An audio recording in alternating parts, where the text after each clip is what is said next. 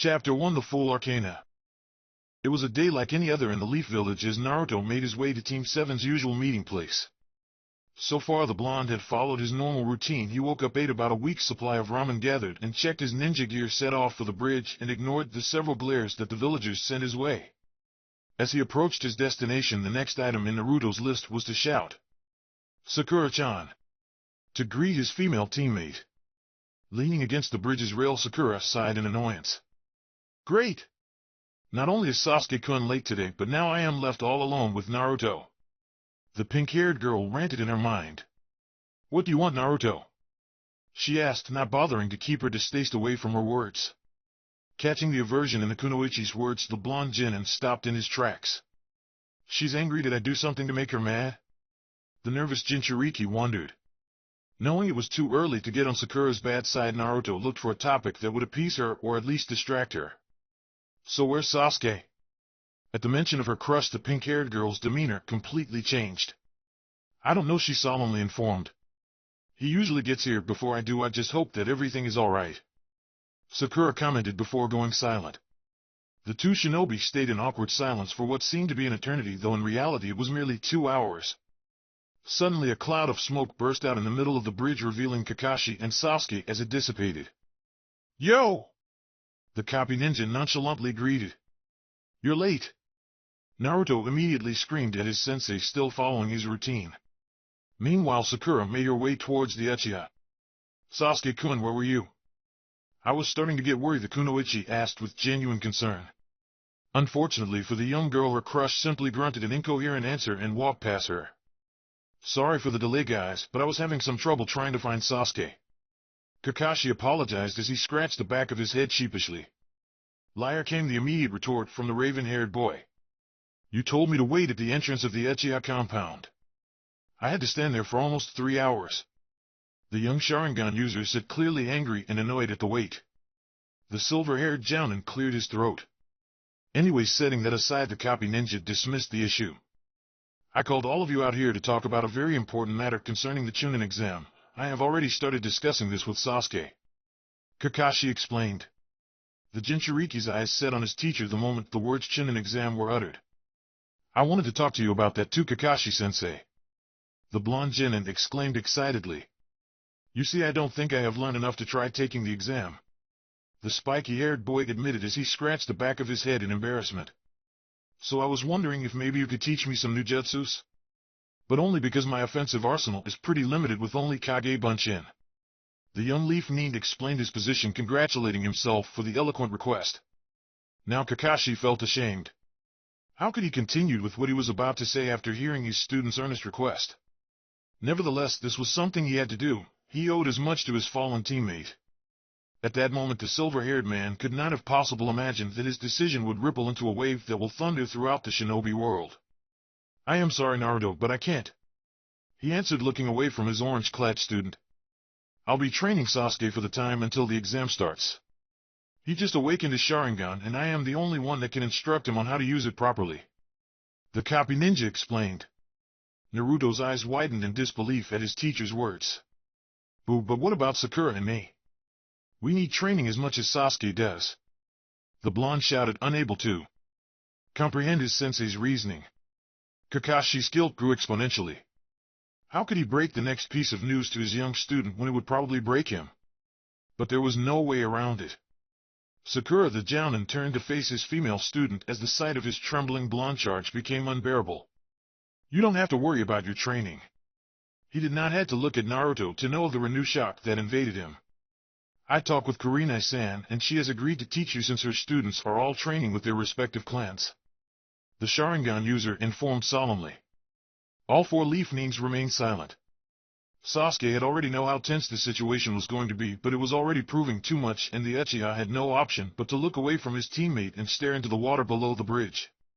Sakura, though she was happy that she was going to receive training from one of the top kunoichi that Konohagakure had to offer, could not help but feel sorry for Naruto. The fact that their teacher had not said a word for quite a few minutes led the Haruno towards one conclusion. But he cannot leave Naruto without training. I mean, the choice is obvious between him and Sasuke, but still Kakashi-sensei is supposed to look after the training for all 3 of us. Her mind raged. After what had felt like an eternity, Naruto mustered enough courage to break the silence. Kakashi-sensei, and what about me? The blonde asked, not sure if he wanted to hear the answer. The silver-haired man's eye fell on the spiky-haired boy. Truthfully, it pained the Jounin doing this to his energetic student, but the decision had been made for him years ago on that collapsing cave. I am sorry, but I owed it to Obito, the man reasoned. Naruto, you just need to practice your chakra control, work on your taijutsu, and I'm sure that you will do great in the Chunin exam. Kakashi said, failing miserably to sound reassuring. Knowing that there was no way that he could do any more damage to his young charge short of stabbing him in the heart with a kunai, the copy dismissed himself and left his students to sort their minds. Staying in the bridge for a couple of minutes after his teacher's departure, Sasuke glanced at the broken blonde on his way out. The words "I am sorry" fought to come out of the Uchiha's mouth, but they failed, and the young Sharingan user simply walked away with his eyes set towards the ground. On the other hand, the concern Sakura was feeling towards the spiky-haired boy was becoming unbearable. It was not as though she liked the loud, annoying, clumsy, and fashionably challenged boy, but seeing him now so weak, quiet, and dim. How could Kakashi-sensei do this to Naruto? Yeah, he might be a little rough to work with, but he still needs proper training, she thought. Deciding it was best to head for the safety of his apartment before he broke down in front of Sakura, Naruto turned around and started to prepare himself to leave when he felt a soft hand on his shoulder. Naruto, are you alright? Sakura asked with genuine concern. On cue, a fake smile plastered itself in the blonde's face as he turned around to face the pink-haired girl. Of course I am alright, Sakura-chan. The boy lied as he gave her his trademark grin. You heard Kakashi-sensei, I am so good that I can train by myself and still amaze everyone at the exam with my incredible skills, he stated. Not buying the answer that she received, the kunoichi pressed on. Are you sure? The fake grin forcefully widened. Yeah, don't concern yourself with me, Sakura-chan, I am fine. The genin responded. If you say so, the Haruno said, defeated. Smiling gratefully at the small affection he had being shown, Naruto gave his teammate the closest thing to a true smile he could muster at the moment. Well, I have to go now. See you later, Sakura-chan. The spiky-haired shinobi exclaimed before he ran off. Sakura remained in the bridge for a couple of minutes until she could not see orange anymore. Sighing heavily and wishing both of her absent teammates the best of luck, the girl started heading home. Naruto continued to run past his apartment. The Jinchuriki ran and ran for several minutes until his energy finally gave out and he was left walking slowly. The blonde was still trying to grasp the idea that his teacher had just simply abandoned him so that he could train his prodigy student. As the genin continued to wander throughout the village, his gaze was directed solely towards the ground. He could not see anything else. He did not want to see anything else, because if he so much as looked at his sides or even front and back, the only thing that he would see would be the angry and condemning gazes of the villagers glaring at him. They did not need to say anything to express their opinion of the young Jinchuriki. Their eyes revealed everything. The blonde could not take it anymore. Forcing his body, Naruto started running once again. The spiky-haired boy moved towards the village's gate as fast as his feet would take him. The young shinobi would not dare to actually walk away from the village, but he just needed to get away from the villagers' spiteful glares, even if it was just for a moment. The instant he breathed the fresh air outside the village's walls, the blonde already felt better. There was no hostility plaguing his surroundings, just tranquility, so the spiky-haired boy decided to take a walk around the forest surrounding Konoha. As long as the boy did not wander in too deep, he would be alright. After a couple of hours simply wandering, Naruto decided to sit and relax under the shade of a tree. It's still early. I can take a nap for a few minutes and go back to the village before the gates are closed off, the blonde reasoned. With his decision made, the young shinobi closed his eyes and wandered off into a deep slumber. The dream started like any other. The blonde had to brave his way through dungeons of libraries and classrooms, rescue Sakura from the evil vegetable army, and was rewarded by becoming king of the Ramen Kingdom. Suddenly, Naruto's dream changed dramatically. The joyous illusion that his mind had conjured was corrupted by memories of his childhood. The genin found himself in his 5-year-old body being insulted, chased, kicked, beaten, and even burned by the villagers. The young man's nightmare seemed to focus on a particular painful incident. It was his 5th birthday, and the spiky-haired boy had committed the grave error of leaving the security of his apartment to go to the store and buy some ramen. As the young boy stepped out of his apartment and headed towards the store, some of the villagers spotted, and before the child could even realize, the mob gathered. It was only until he reached the store that the boy became aware of the angry mass of villagers coming towards him. Knowing too well what his fate would be if the crowd caught up to him, the blonde forgot all about his business in the store and started off in a mad dash back towards his home. Sadly, the villagers ran after him and caught up to him soon enough. Before he knew it, the spiky-haired boy was totally surrounded by a wall of hatred. The killer intent permeating the surrounding was as strong as any war's. The 5-year-old stood completely terrified in the middle of it all. Why? Why do you hate me so much? The little blonde cried. Shut up, demon! Someone shouted from the angry mob. It's time for you to pay for what you did to the village. A man exclaimed, and the crowd roared in agreement. And so the beating began. They punched, kicked, and even threw rocks at the small blonde. In a matter of seconds, the little boy's body was reduced to a bloody Massachusetts. Looking up to his horror, the beaten child could see that some of his aggressors were actually shinobi from the village, the people that were supposed to protect everyone. Naruto's vision became blurry, and soon all that he could see was crimson. Fortunately, before the red turned to black, the boy heard a voice shouting angrily over the mob. Stop! Forcing one of his eyes to focus, the boy was barely able to register the Hokage's silhouette standing before the dissipating crowd. The genin woke up with a start as tears ran down his cheeks. Shaking his nightmare off, the boy looked at his surroundings and realized that he had slept for longer than he had intended to. The forest around the young man was already dark. Deciding that it would be best to hurry toward the village before the gate closed and he was left outside the wall, Naruto started off. The young shinobi had only taken a few steps before his body was left paralyzed by an incredibly strong presence nearby. The spiky-haired boy immediately got into a fighting stance. Whoever was nearby sure had a very menacing chakra.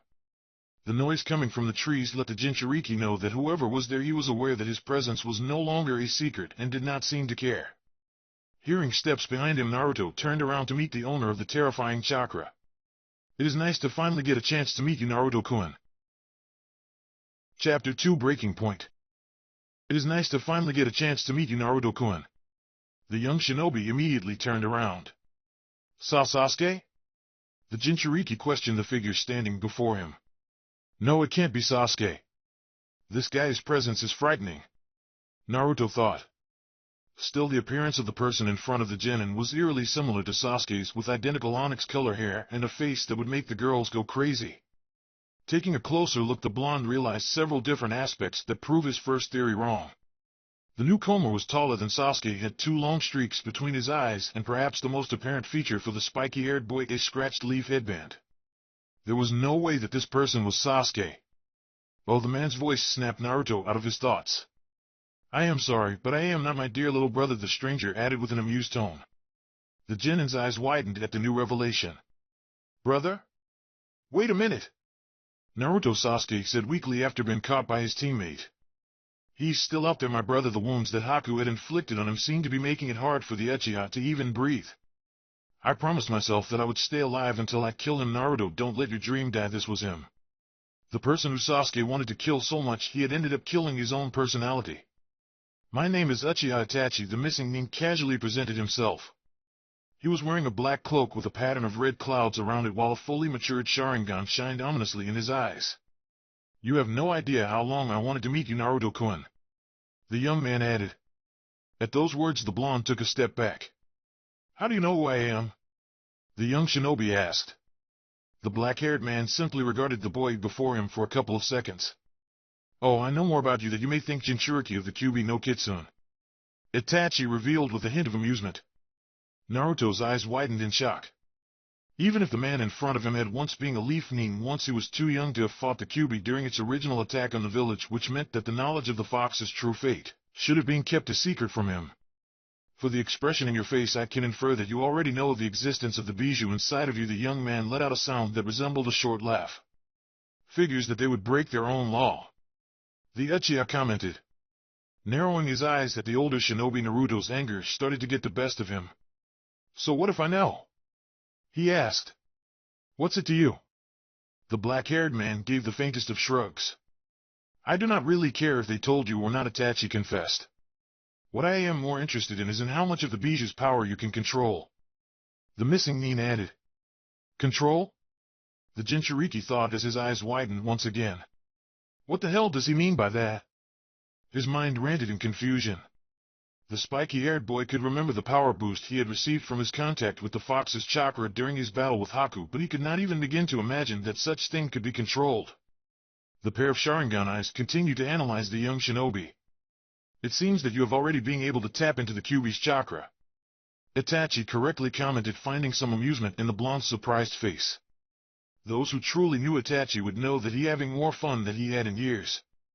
That is good, you are already starting to develop your abilities and begun growing into your role as Jinchuriki, and with the Kyuubi as your Biji you will truly become a powerful one. The Uchiha finished. Inside his head Naruto brain was review the missing nin's words over and over again, but he just could not understand. What the hell do you mean by my role as Jinchuriki? The boy questioned when he could not formulate an answer by himself. A sigh escaped the black-haired man, but decided to ease the Genin's confusion. Jinchuriki means human sacrifice. It is a testament to how far the hidden villages are willing to go to secure power. The Sharingan user began explaining. They are willing to doom one of their own into a life of isolation and hatred simply for a chance to harness the Biju's power and turn a human into a weapon. Naruto remained silent after the older shinobi's words. So that's why I am. His gaze dropped to the floor. A human sacrifice meant to become a weapon, he said with a low whisper. Yes. Itachi curtly confirmed. And now that that's clear, I am going to ask you to come with me. The former Leaf Nin said, knowing that from here on out things will get more complicated. Immediately the blonde's disposition changed into a defensive one. What do you mean coming with you? The spiky-haired boy questioned as he took several steps back. Another sigh escaped the missing Nin. You see, Naruto-kun, I am part of an organization called Akatsuki. He explained nonchalantly. And it is in the organization's best interests to come to Konoha and collect you. The Uchiha added. Normally we work in pairs, but my partner had a little detour and could not make it tonight. The young man spoke as if he were discussing his favorite onigiri recipe. I was supposed to wait until he came back to secure you, but fortunately you decided to take a walk around the forest after hours just to make it easier for me. I thank you for that. He finished. As a defense mechanism, the Genin shot back. What? Are you so weak that you need a bodyguard just to enter the village? Naruto exclaimed as fear and dread invaded his mind and clouded his judgment. Itachi decided to play along. No, it is not that. I simply would like to carry out missions with the least trouble possible. He answered as his Sharingan bored into the younger shinobi. And it is notably difficult to sneak into a village where you once slaughtered one of its most prominent clans. The missing Nin said with a small smirk. Especially when it was you own. The revelation sent the Jinchuriki into a world of shock. The spiky-haired boy had heard that the Uchiha clan had been massacred in a single night, but he had never imagined that the culprit had been a single person. So you're the reason why the Uchiha clan is no more. That's why Sasuke wants to kill you. The terrified blonde stated. The small smirk became slightly more marked. Yes, the young man moved his upper body faintly forwards as if giving spiky-haired boy a small bow. Uchiha Itachi at your service. Suddenly a frightening killer intent permeated the surroundings. Immediately the younger shinobi turned around and started off towards the village. Naruto could not hear the missing Nin's footsteps behind him, but he could feel the killer intent catching up with him, getting closer and closer for every step forward that the blood took. Unexpectedly the presence behind the blonde vanished. At the moment of false security, Naruto committed a grave error. Stopping his mad dash towards the village's gates, the spiky-haired boy looked around trying to find where his pursuer had disappeared to. All of a sudden the Genin felt a hand grab him by the collar, and before the boy knew what had happened, his body was violently pinned against a tree. Okay, Naruto-kun, now it's time for you to come with me. Itachi said as his figure appeared right in front of the boy. Like hell I will. The Jinchuriki responded. Naruto flailed his legs trying to kick the Uchiha, but none of his kicks seemed to make contact.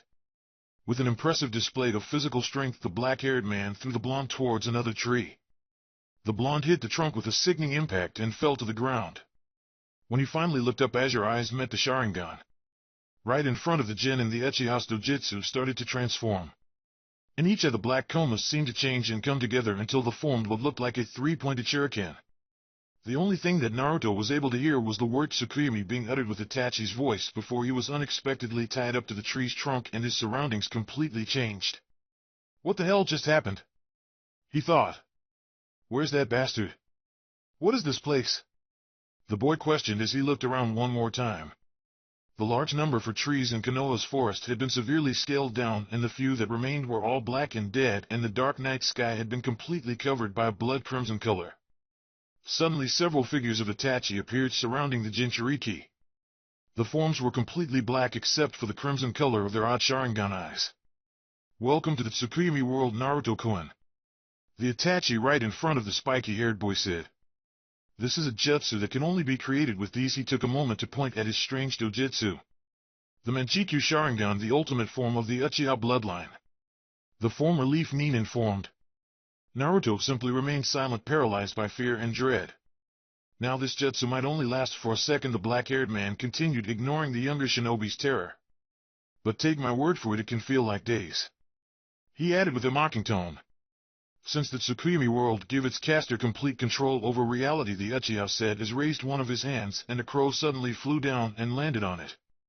The bounded blonde watched in shock as the raven in the missing Nin's hand suddenly turned into a kunai and then into a katana. "You are at my mercy for the next 3 days," Itachi said, his tone getting darker with every word. Naruto's eyes completely filled with terror. He was trapped inside a strange and frightening world controlled by a man who had killed his entire family in cold blood. Even his childhood beatings seemed like a fond memory compared to his current situation. Now the Uchiha's voice snapped the Chunin back into attention. "From what I have gathered, your teammates are my foolish little brother and that pink-haired girl that was all over him, right? And Kakashi-senpai is your Jounin instructor, am I wrong?" the young man asked. "I am really disappointed of him only looking after 2 of his students and leaving one of them without any form of training whatsoever," he commented, letting his target know under how much surveillance he had been under. Gritting his teeth at his captor's words, Naruto's gaze fell on the floor. A faint smirk appeared in Itachi's face. "Do you want to know why he did that, Naruto-kun?" the black-haired man asked. Suddenly another Itachi appeared right next to the restricted Jinchuriki, leaning closer to the boy's ear so that the Chunin could barely hear him whisper. "Because he hates you. All of them hate you." In an instant Itachi and all of his replicas disappeared, and 3 new figures started to emerge from the ground, taking the form of Kakashi, Sasuke, and Sakura, and each holding a kunai in hand. The 3 clones stood in front of the captured Naruto and remained silent for a whole several minutes before Kakashi finally stepped forward. "It is time for you to pay for what you did to the village demon." The blonde heard his sensei's voice, exclaimed, echoing his nightmare. Kakashi-san, before the blonde could finish, the fake Jounin stabbed him in the gut with his kunai. "Greg!"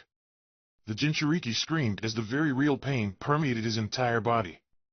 Panting heavily as his blood started to flow down to the ground, the young boy forced his head up to gaze at the figures of his teammates. "Sasuke, Sakura," he let out. The first to move was the black-haired boy. "Everybody in the village hates you. We would all be better off if you just died," the Uchiha proclaimed before his kunai impaled the blonde. Naruto's eyes were blinded for a few seconds. The Chunin didn't know if it was because of the horrifying pain that plagued his body or from the terrible scream he let out due to said pain. Struggling with his blurry eyesight, the Jinchuriki could barely discern a red and pink figure approaching him. "No, not you too," he said weakly. Sakura's clone simply glared at the blonde in response. "You have no idea how sickening it is being having to deal with you every day," she stated. "I despise you with all of my heart. Do us all a favor and die already," the pink-haired girl shouted before stabbing the boy in his chest inches away from his crumbling heart. "Gyark!" the young Chunin's cry resounded through the crimson sky. Panting through the echo of his own screams, Naruto could not even find enough strength to raise his head again. Why do you hate me this much?" the broken blonde questioned.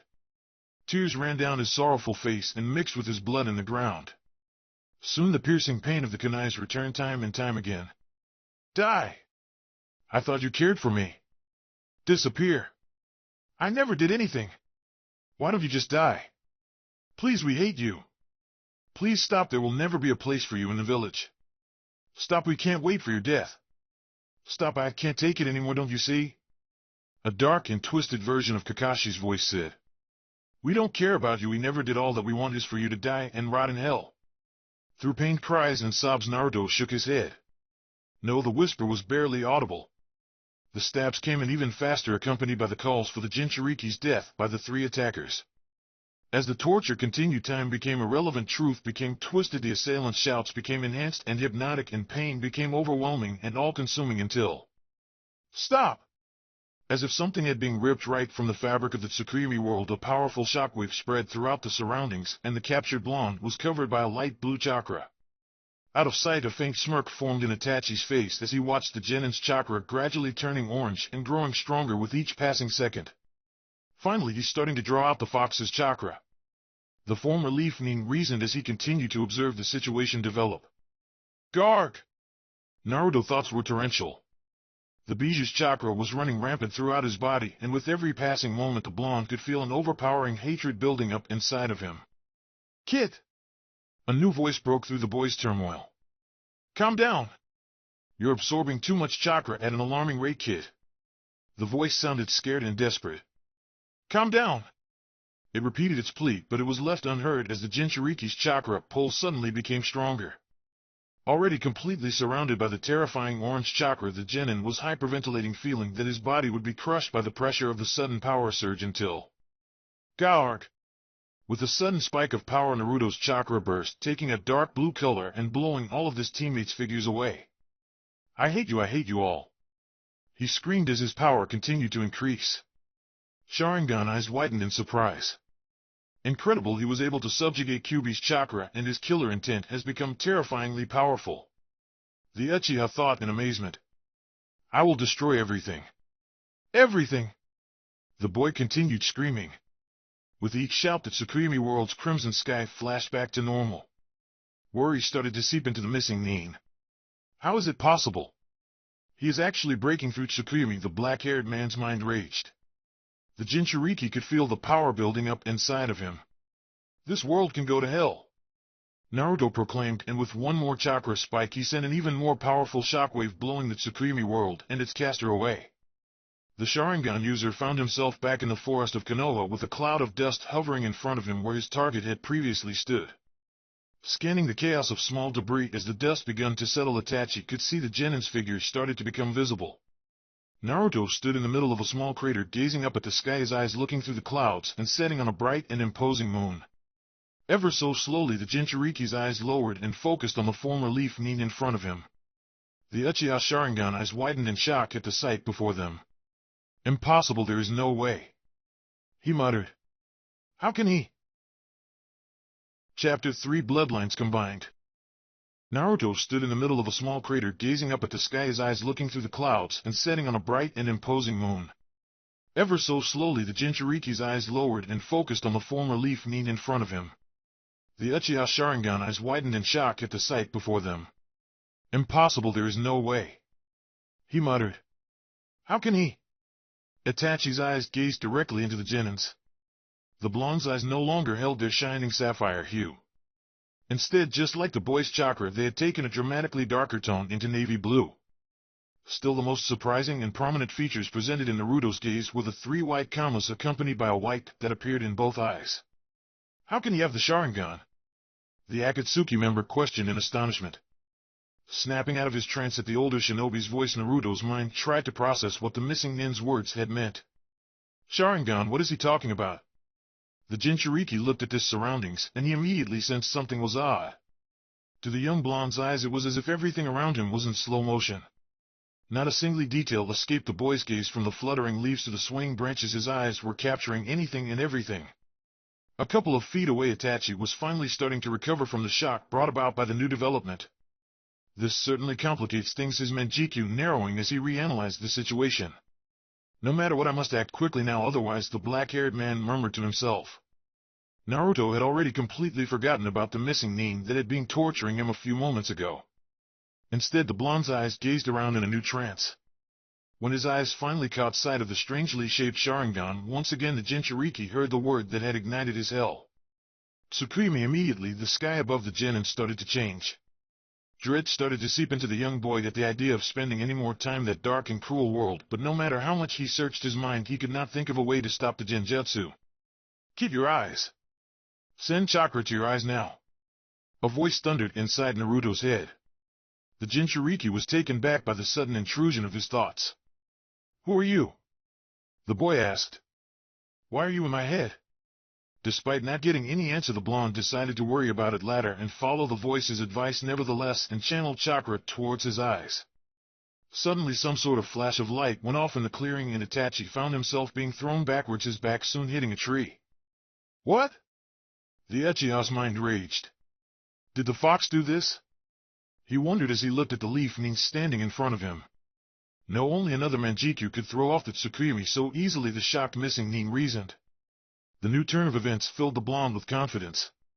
Deciding to go into the offensive, Naruto took out a kunai and charged towards the black-haired man, letting his trained reflexes take control. Itachi immediately took out a kunai of his own and brought it forward to block the incoming attack.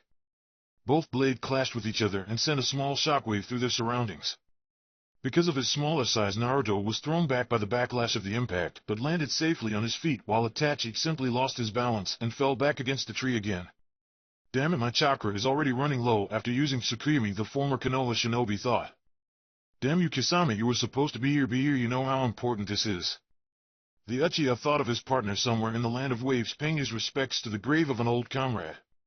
Fighting back the growing fatigue, Itachi stood up once more and straightened his cloak. Well, Naruto-kun, this truly is an unexpected turn of events, you having the Sharingan, I mean. The Uchiha said casually. To say it has complicated my plans would be an understatement. A small ominous smirk appeared on the young man's face.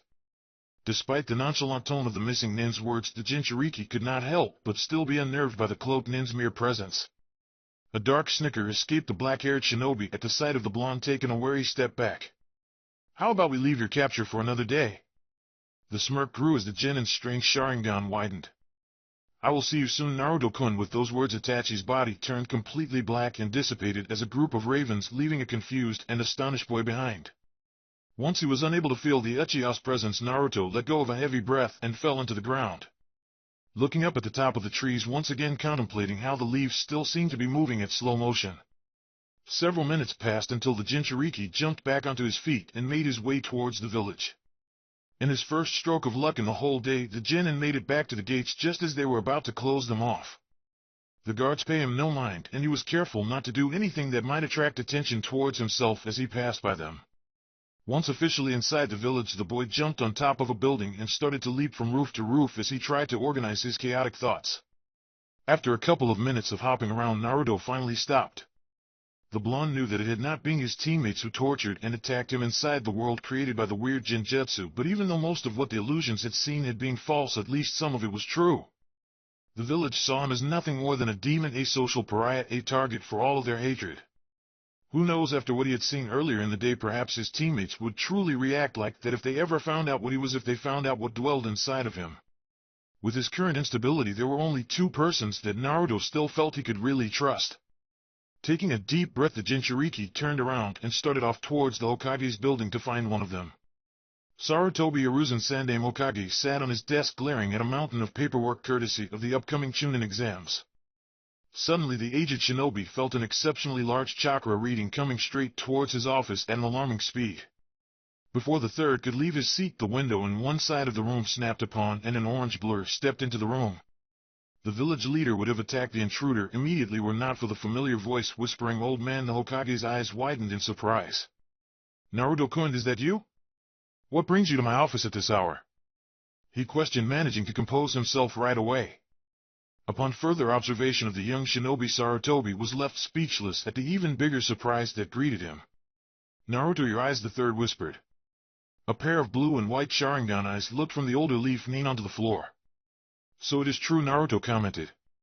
The Jinchuriki started to look around the room until he found a small mirror and walked towards it. The sight that greeted the Genin was that of a blond young man with a pair of blue and white Sharingan eyes. The fully developed dojutsu shined with an ominous luster in pools of night blue color. Naruto-kun, the Sandaime's words snapped the spiky-haired boy out of his thoughts. Please tell me what happened. The older shinobi requested. The Jinchuriki spent the next hour telling the Hokage everything that had happened to him on that day, from Team 7's meeting by the bridge to his trip out of the village, the encounter with the missing nin Uchiha Itachi, and culminating with him rejecting the Tsukuyomi Jinjutsu. Everything was laid bare in front of the leader of Konohagakure. By the end of his tale, Sarutobi looked the oldest that Naruto had ever seen him. The old man's breath was labored, and the tears that threatened to spill only complemented his pained expression. Naruto had to look away. He really did not like to see his Hokage looking so weak and feeble. But what I don't understand, the spiky-haired boy started again. is how do I have the Sharingan? He brought into question. The third sighed and took a minute to compose himself. I am truly sorry, Naruto-kun, for I have kept much from you. The seasoned shinobi informed before standing up from his chair and walking towards a drawer. I never imagined that something like this would happen, he commented as he searched the drawer until he pulled out a blue folder from it. Sarutobi walked back to his desk and sat down. The genin quietly waited as the aged man regarded the blue folder for several minutes before the Hokage opened it, took out a photograph, and gave it to him. Looking down at the picture, a pair of Sharingan eyes widened. It was a picture of a young woman wearing a red variant of the Konoha Jounin's uniform, and she was the most beautiful being that the Leaf Nin had ever seen. She had alabaster skin that contrasted with her long and dark onyx hair, and a vibrant smile that would light up the darkest and stormiest of days. Naruto didn't know why, but for some reason he could not stop the tears that ran down his face as he gazed at the photo. Her name is Uchiha Kagome. Sarutobi's voice cut through the blonde's trance. She was one of the Leaf's most promising kunoichi, he said with a mix of pride and nostalgia. Her exploits during the last war earned her the name of the Uchiha's Crimson Raven due to her mastery over the Sharingan and her tendency of using crows as a theme for her jutsus, especially genjutsus. The Sandaime seemed lost in a memory. Yes, she was especially skilled in genjutsu. She could easily fool an entire room filled with members of the Uchiha and Hyuga clan, and no one would ever realize it. Naruto's eyes narrowed. She was? The aged shinobi closed his eyes for a second. Yes, he sorrowfully answered. She died the day the Kyuubi no Kitsune attacked after giving birth to her son. Sarutobi's eyes set on the young genin as the boys widened. She's your mother, Naruto-kun, he revealed. Out of sheer surprise, the younger shinobi had to take a step back. What do you mean, my mother? I am not an Uchiha. I don't even look like one. The boy protested as his eyes glared at the Hokage's.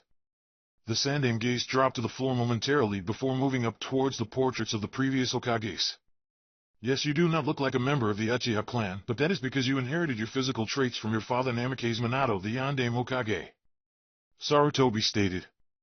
Naruto's eyes almost doubled in size as they widened. The fourth? Is my father?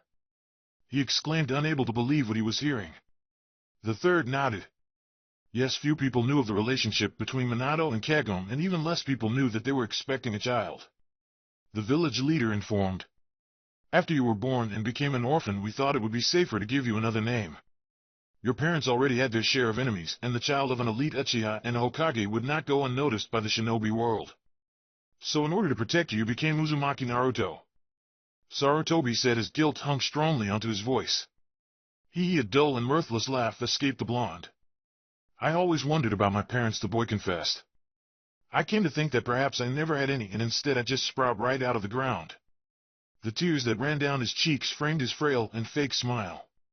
But I guess that I did have parents, even if it was for only an hour or so. Sarutobi would not have been surprised if his eyes were crying too. Yes, you did, Naruto-kun. He started. And both of them loved you with all of their hearts. The aged man assured the young boy. Kagome put her life on the line to bring you into this world, and Minato gave up his to create a seal that would allow the Kyuubi's chakra to flow into you so that it would protect you.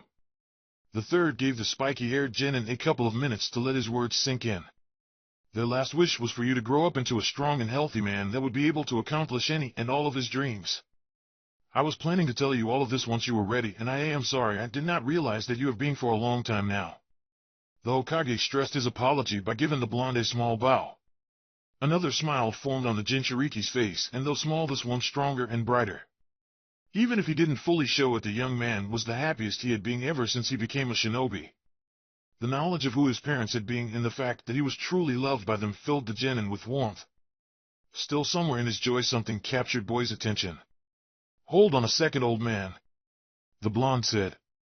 You mentioned that you never expected that I would awaken the Sharingan. Why is that? He questioned. The Hokage sighed. He knew that this question was fast approaching. Well, you see, the Namake's and Uchiha bloodlines are too dominant. They tend to overpower any other genetic traits that they come in contact with. The idea that the two bloodlines would find a middle ground and compromise with each other was unthinkable. The third watched as the spiky-haired boy brought a hand to his eyes.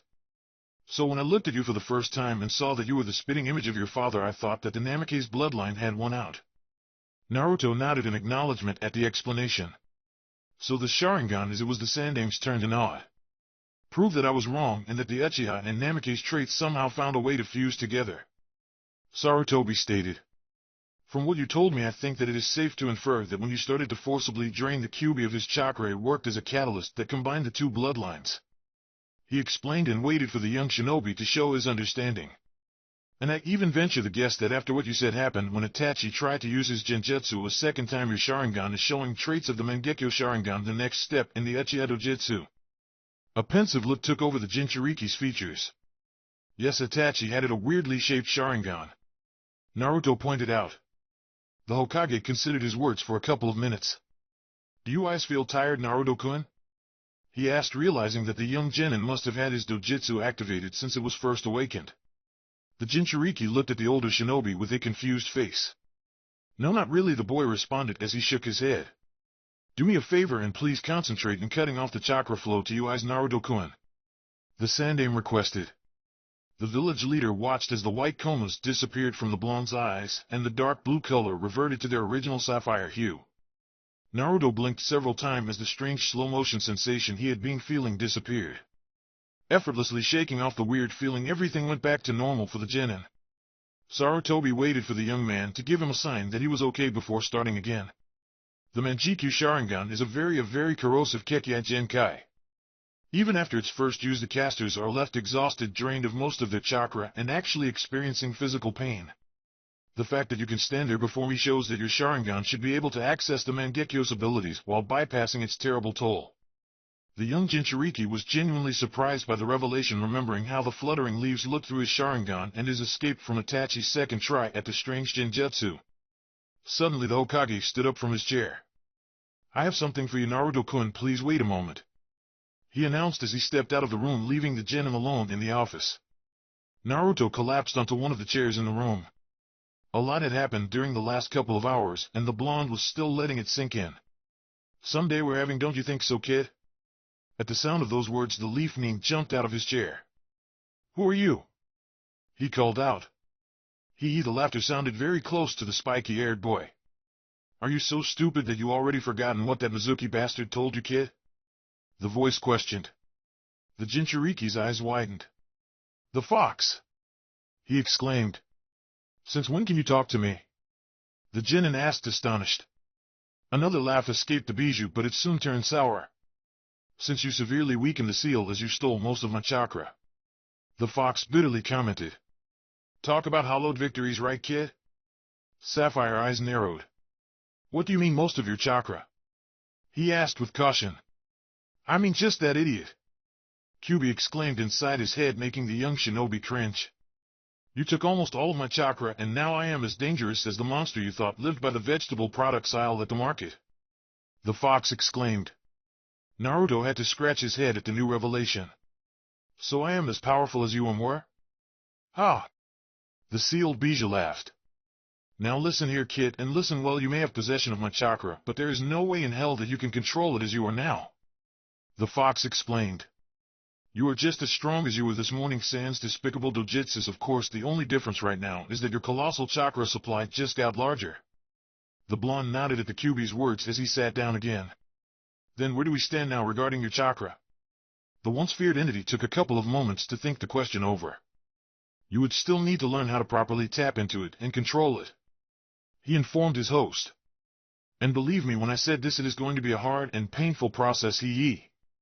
The bijou added, taking joy at the wince from his jailer. But don't worry, those damn eyes of yours should help you with it. He added, opting to appease the boy a bit. Okay, Naruto muttered. But then what's going to happen to you now that your chakra is gone? The dark laugh that the fox let out did not set too well with the blonde. I'll worry about me, are you? He teased. It seems that this is it for me.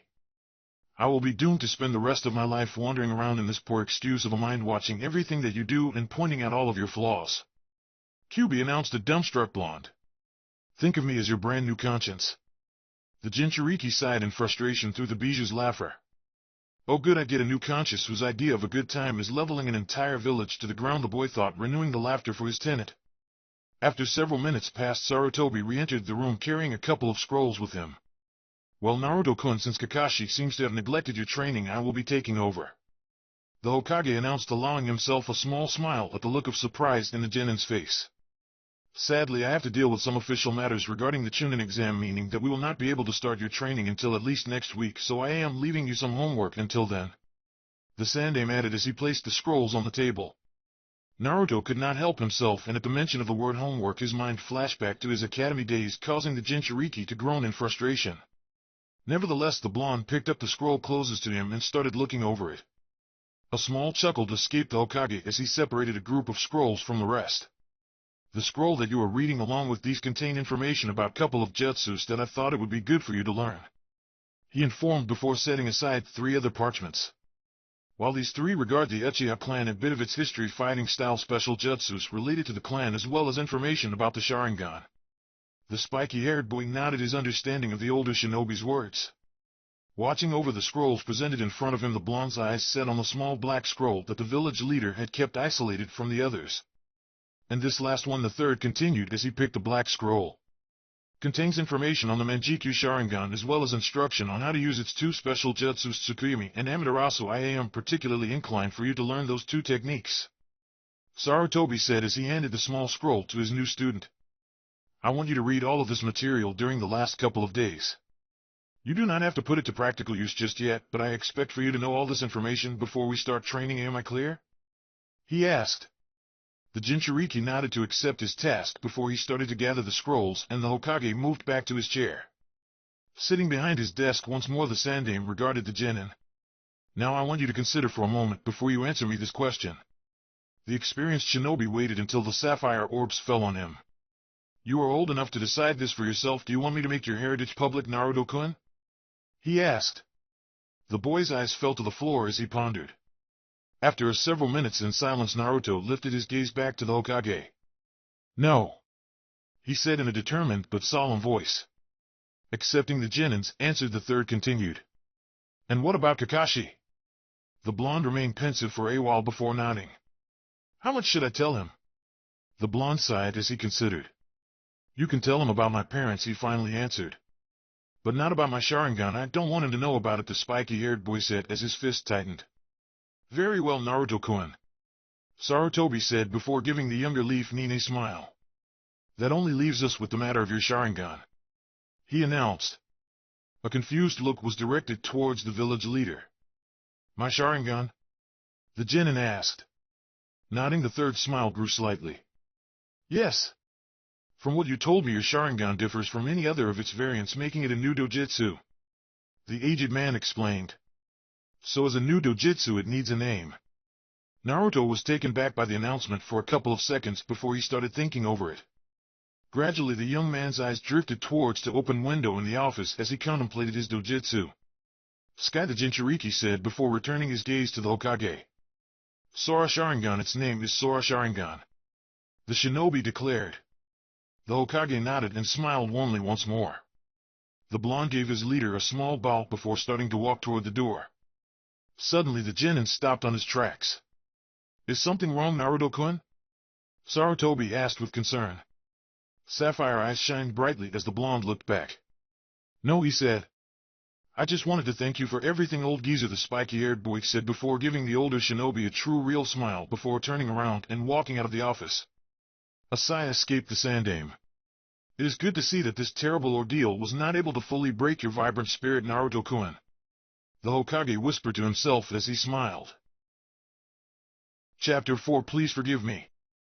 The third sat in his office early in the morning. He had sent somebody to look for Kakashi, and knowing him, Hiruzen had at least 2 hours before he showed up. Sighing, the Hokage tried to find something to distract himself. Briefly he considered one of those colorful books that Jiraiya had sent him. Suddenly, with a cloud of smoke, the copy ninja appeared in the Hokage's office just as the seasoned shinobi had built up enough courage to start reading his previous student's novel. You wanted to see me, Hokage-sama? The silver-haired man asked. Yes, Kakashi, I wanted to talk to you about Naruto, Sarutobi replied. Did you know that he was attacked last night? He questioned. What happened? Is he all right? Shocked at the piece of news, the Jounin immediately asked in concern. Then after a second, anger at his student being attacked started to set in. Who did it? He asked, expecting it to be one of those brainless villagers that still viewed Naruto as a demon. The answer he received surprised him even more than the news that one of his genin students was attacked within the past 24 hours. Sarutobi looked directly into Kakashi's eye and responded, "Uchiha Itachi." Needless to say, it took the High-Eight's brain a couple of seconds to process the fact that an S-ranked criminal had attacked one of his students. "You can't be serious, Hokage-sama. Uchiha Itachi attacking Naruto? How could that happen?" The Hokage looked at the copy ninja with a bit of disappointment. It seems that after your team meeting, Naruto was feeling a bit distraught, so he decided to take a break from the ignorance of the villages and fell asleep outside the village. He informed.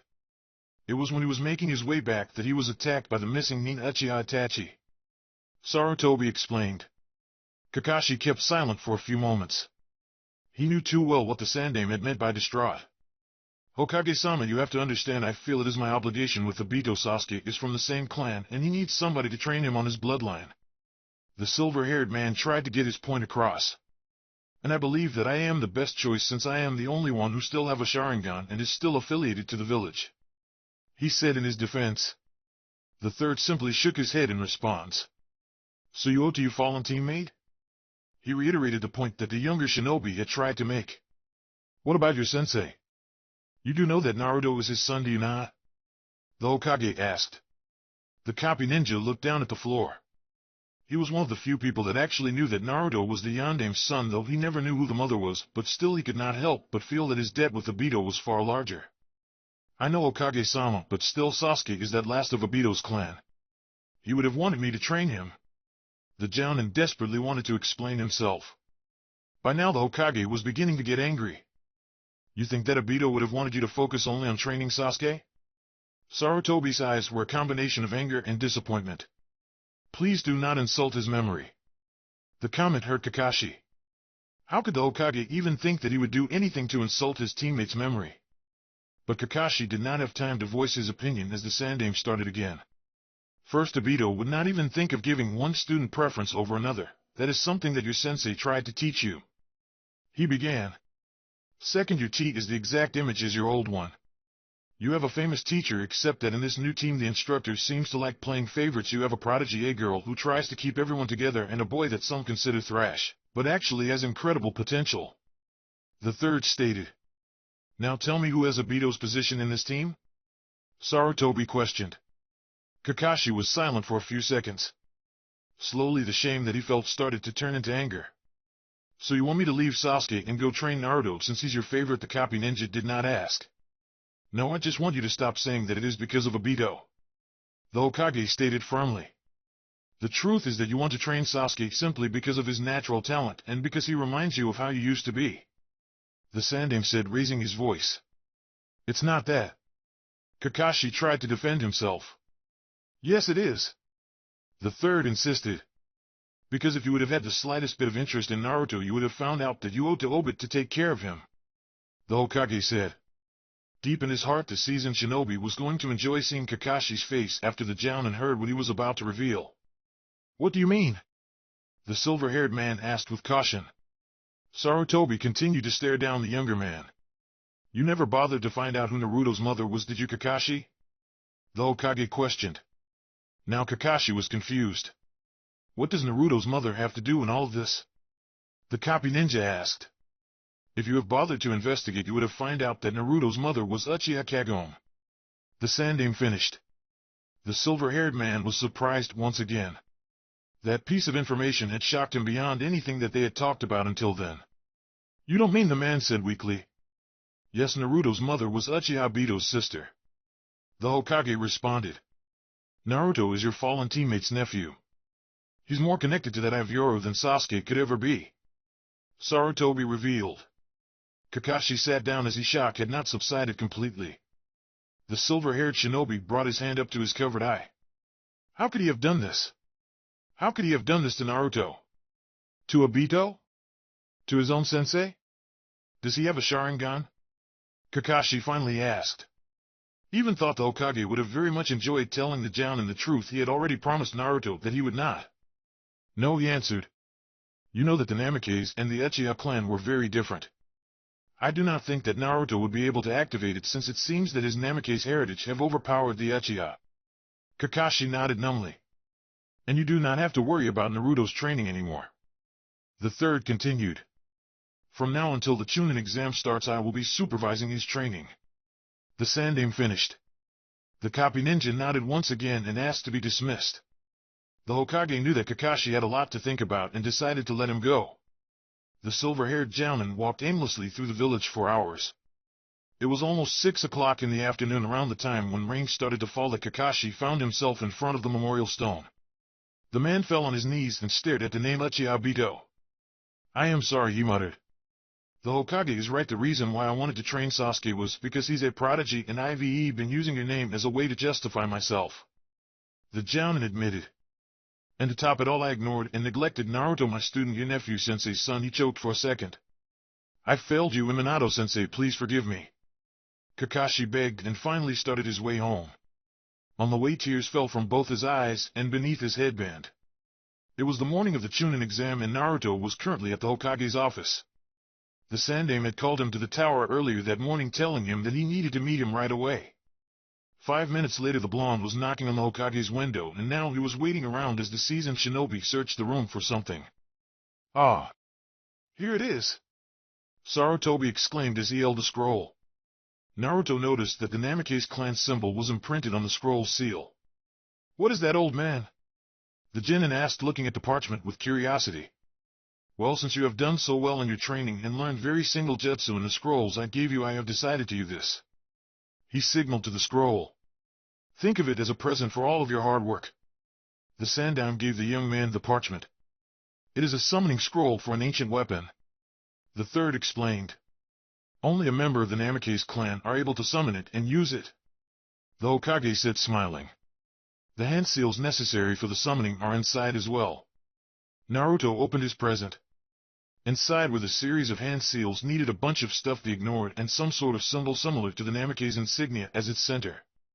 Normally you would need to carry the scroll everywhere and use it to perform the summoning jutsu by placing a bit of your blood into the seal. The third commented. But since this is a specific clan jutsu, you can replace the scroll with this summoning tattoo. In fact, if you hurry, you could get the tattoo done before the Chunin exam starts, Naruto-kun. The Hokage said, smiling at the young shinobi. The spiky-haired blonde closed the scroll and looked at the Hokage. Thanks, old man. The Jinchuriki said with a half a smile as he turned around and jumped out of the window. Several hours later, Sasuke, Sakura, and Kakashi were standing outside room 301 waiting for the last member of their team. Kakashi-sensei, where's Naruto? Sakura asked. The exam begins in a few minutes and he still hasn't shown up. The Uchiha was pacing in the hall anxiously. Is he coming? The young man asked. I am sure he is. The silver-haired Jounin responded. He'll be here, don't worry, he said, his eyes shifting back and forth almost nervously. But before he does, there's something really important that I need to talk to you two about. He suddenly started again. It's about Naruto. You see, during this past month he has sort of changed. The man informed. What do you mean, Kakashi-sensei? Sakura asked in confusing. How did he change? Kakashi did not really know how to answer the girl's question. The Hokage had only said that Naruto was not the same anymore, but he had not given any specifics, and the silver-haired shinobi had been unable to muster enough courage to face the spiky-haired boy during the previous month. In fact, the famed Nin was not sure if he would be able to face him now. Before the Jounin had time to make up an answer for the pink-haired Kunoichi's question, all three Leaf Nins heard footsteps coming from down the hall. All three turned around to see who was coming. They tried to figure out who was walking towards them, but it was not until they saw the whisker marks on his face that they recognized him. Naruto, Sakura said in a low voice.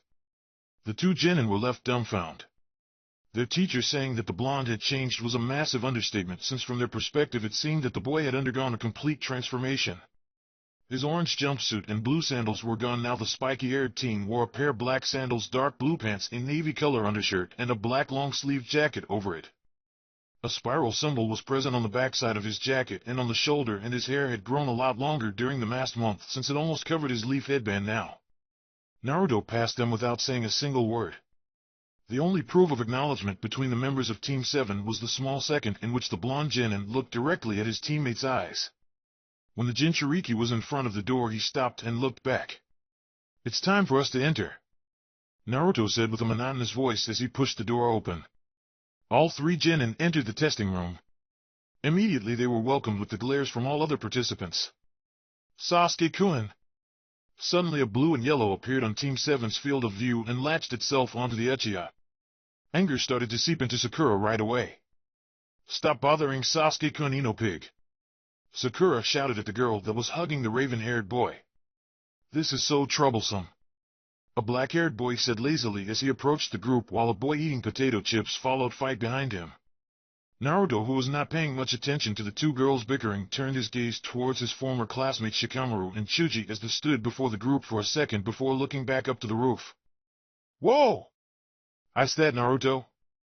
I can't be. He never looked so serious or stood so quiet before the Naruto as he regarded the blonde leaning against the wall. Well, it seems that the Rookie Nine are all together again. An arrogant voice was heard as Kiba made his way towards the others, his dog Akamaru barking from inside of the boy's jacket. Behind the Inuzuka were a blue-haired girl with pale eyes and a boy wearing sunglasses. Hinata and Shino followed the hooded teen as he reached the group. Kiba took a second to look at everyone. Hold on a second, he suddenly said. Where's the dope? I don't see him anywhere. The brown-haired boy wondered out loud. It was at that moment that the member of the Rookie Nine felt a strong aggressive presence spike up in the room. All of their eyes turned to the source, and for the first time that the rest of Teams 8 and 10 noticed the blonde leaning against the wall. Naruto! Is that you? Kiba called out. You've changed, the Inuzuka said as he walked towards the spiky-haired boy. The hooded teen stopped on his track the moment his eyes met Naruto's. A cold chill went down the brown-haired boy's back. Hey billboard brow, what happened to Naruto? Ino asked in a whisper as she moved closer to her former best friend. The pink-haired girl bit her lips. I don't know, Ino pig, she answered. It's the first time that I've seen him in a month. Something must have happened during that period of time, the Maruno said. You guys are really causing a bad first impression, a gray-haired leaf nin wearing glasses said as he walked towards them. Especially the blonde one with the attitude. Sasuke immediately stepped forward. And who are you supposed to be? The raven-haired boy asked the older shinobi. My name is Yakushi Kabuto, the young man responded. And you guys should try to keep a low profile. You are the Rookie Nine, after all, already infamous around here, and this year's bunch is pretty tense as it is, he commented as he glanced around the room. In all my year of taking these exams, I've never seen such a touch group of genins brought together. The younger nins looked around as well. All they found were glares. For example, Kabuto started again. You have the team from Hidden Rain, they're extremely irritable, not to mention the genins from Chunin, especially the one with the gourd on his back, he gives me the creeps, the gray-haired teen admitted. You seem to know a lot about this exam, Sakura commented with curiosity. Well, that comes with the territory when this is your 7th time taking the exam, Kabuto said, blushing slightly in embarrassment and scratching the back of his head. But each try bring new things, he said as he composed himself. Like the team from Otogakure, it's the first time in this exam, and they just get to send one team since there's such a small village, the gray-haired genin informed. Suddenly someone from the crow threw a pair of kunai at Kabuto. The leaf genin was able to dodge them with ease, but then a boy covered in bandaged appeared right in front of the gray-haired genin and swung his fist forward at the Konoha nin's face. Just barely, Kabuto was able to move his head back and evade that attack as well. When everything seemed fine, the leaf genin's glass suddenly broke and he started spewing blood from the mouth and the ears. Don't think lightly of the sound, the bandaged boy said as a girl with long hair and boy with blue hair walked forward and stood by him. Yeah.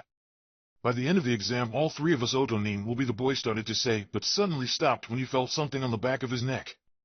Between him and the bandaged genin stood Naruto with a kunai held up to both of their necks. I think that the 2 of you should calm down, the blonde said in a monotonous tone. Unless you want to start something. Naruto finished pushing the blades even closer to their necks. Chapter 5. Do not underestimate me. Don't think lightly of the sound, the bandaged boy said as a girl with long hair and boy with blue hair walked forward and stood by him. Yeah. By the end of the exam, all 3 of us Otonin will be, the boy started to say, but suddenly stopped when he felt something on the back of his neck. Between him and the bandaged genin stood Naruto with a kunai held up to both of their necks. I think that the 2 of you should calm down, the blonde said in a monotonous tone. Unless you want to start something. Naruto finished pushing the blades even closer to their necks. The sound shinobi were astonished. They had seen the blonde genin leaning against the wall and away from the rest of the group before they attacked.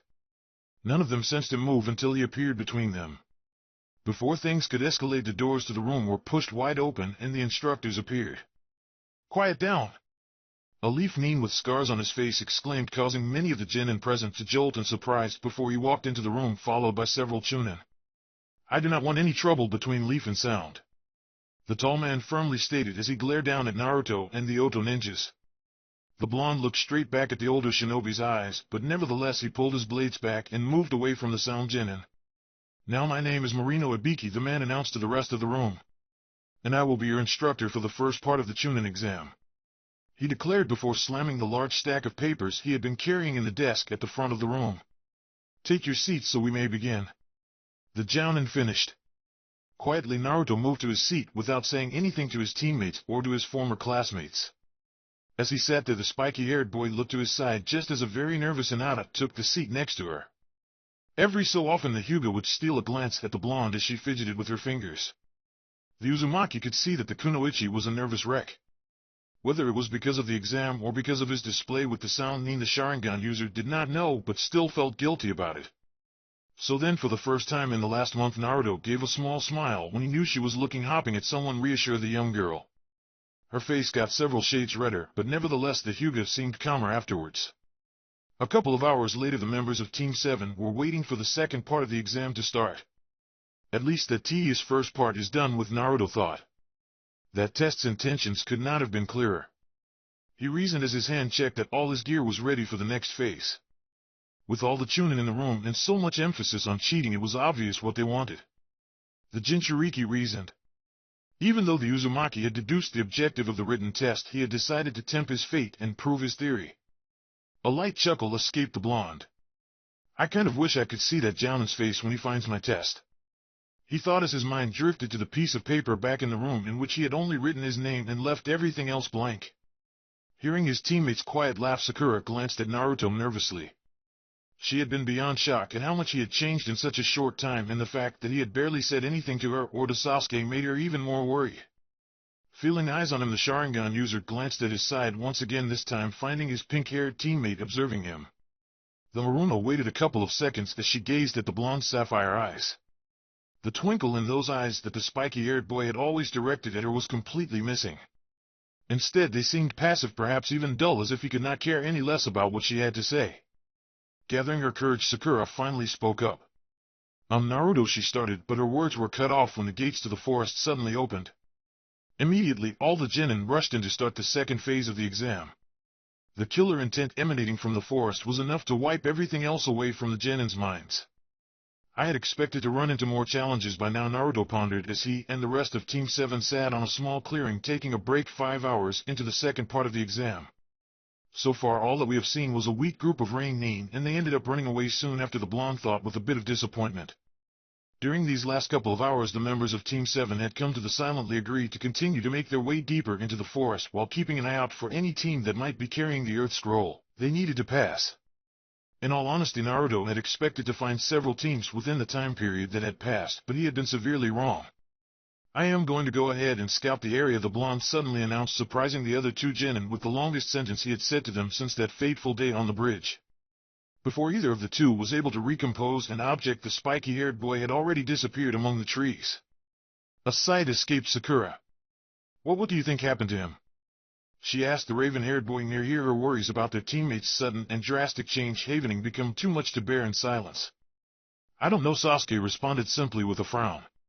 "He definitely feels odd," he added as he recalled how the blonde acted the last time the Uchiha had seen him and how different it was from his current attitude.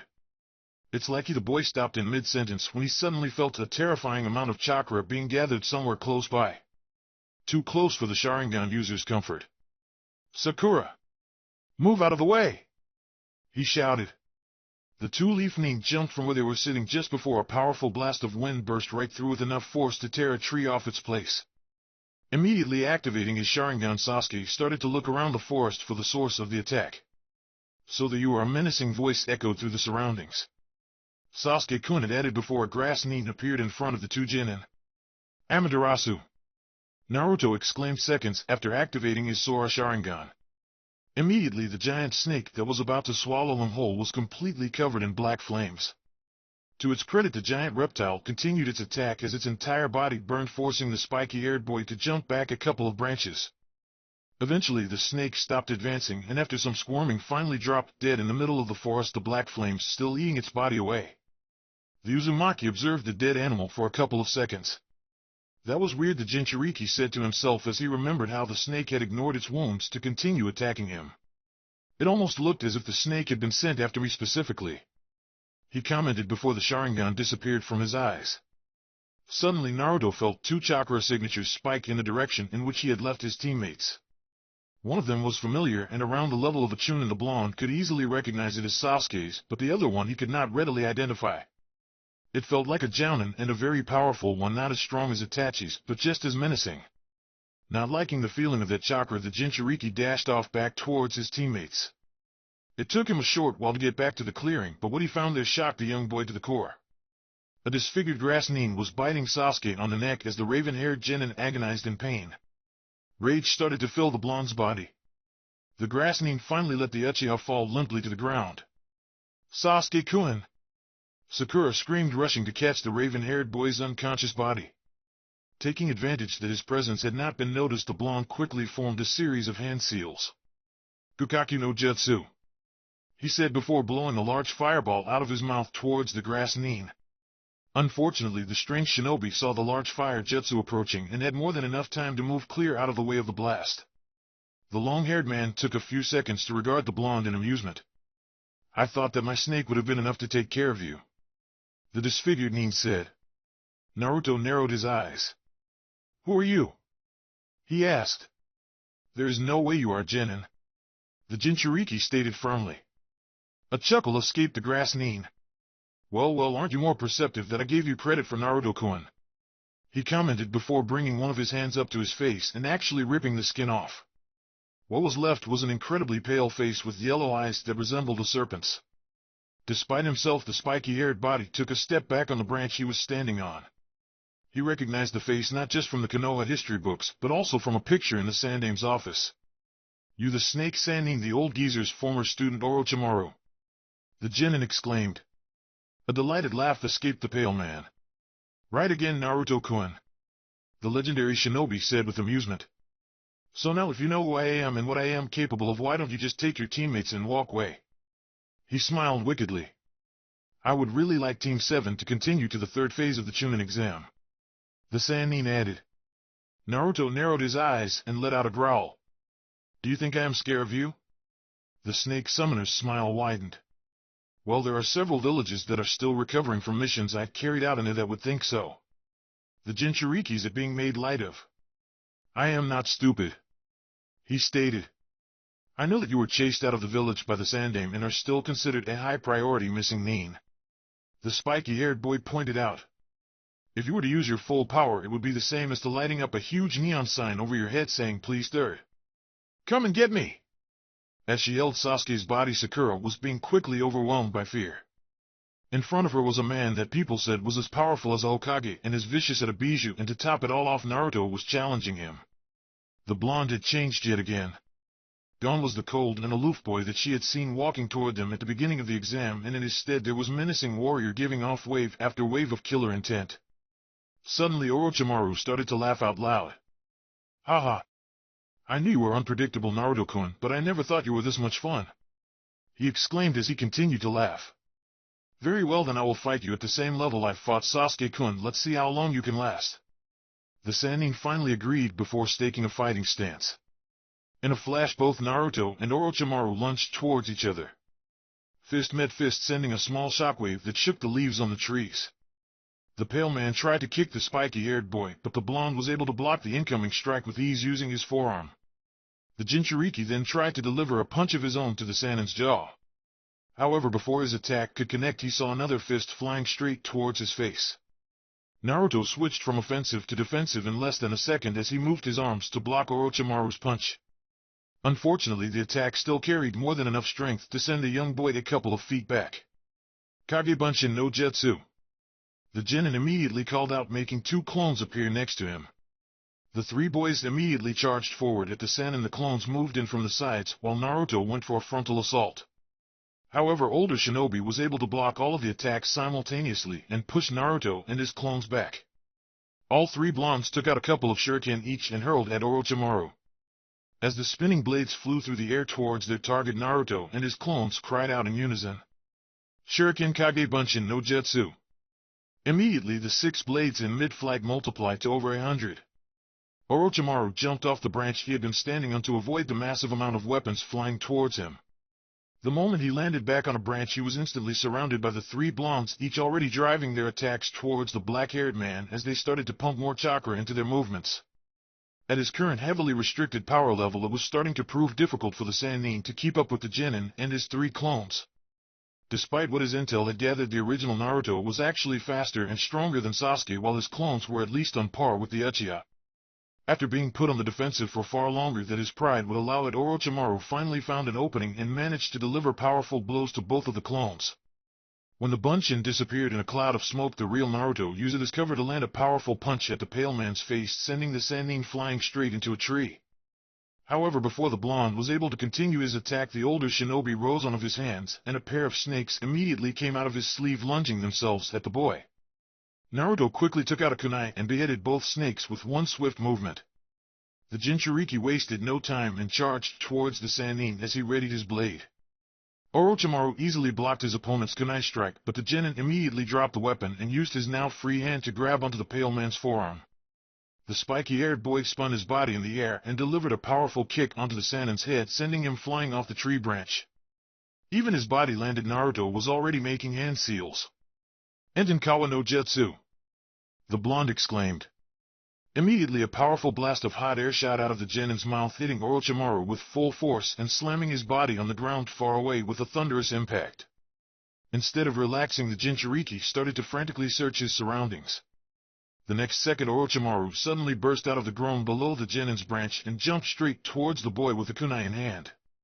Acting out of instinct, the blonde jumped to a higher tree branch to avoid the attack. "Kukuku, I must say you are leaving me quite surprised, Naruto-kun," the Sannin commented as if he was having the time of his life. Naruto glared down at his opponent. "You shouldn't have underestimated me," he said. "I am stronger than you could ever imagine." The Uzumaki exclaimed as he activated the Sora Sharingan and looked straight into Orochimaru's eyes.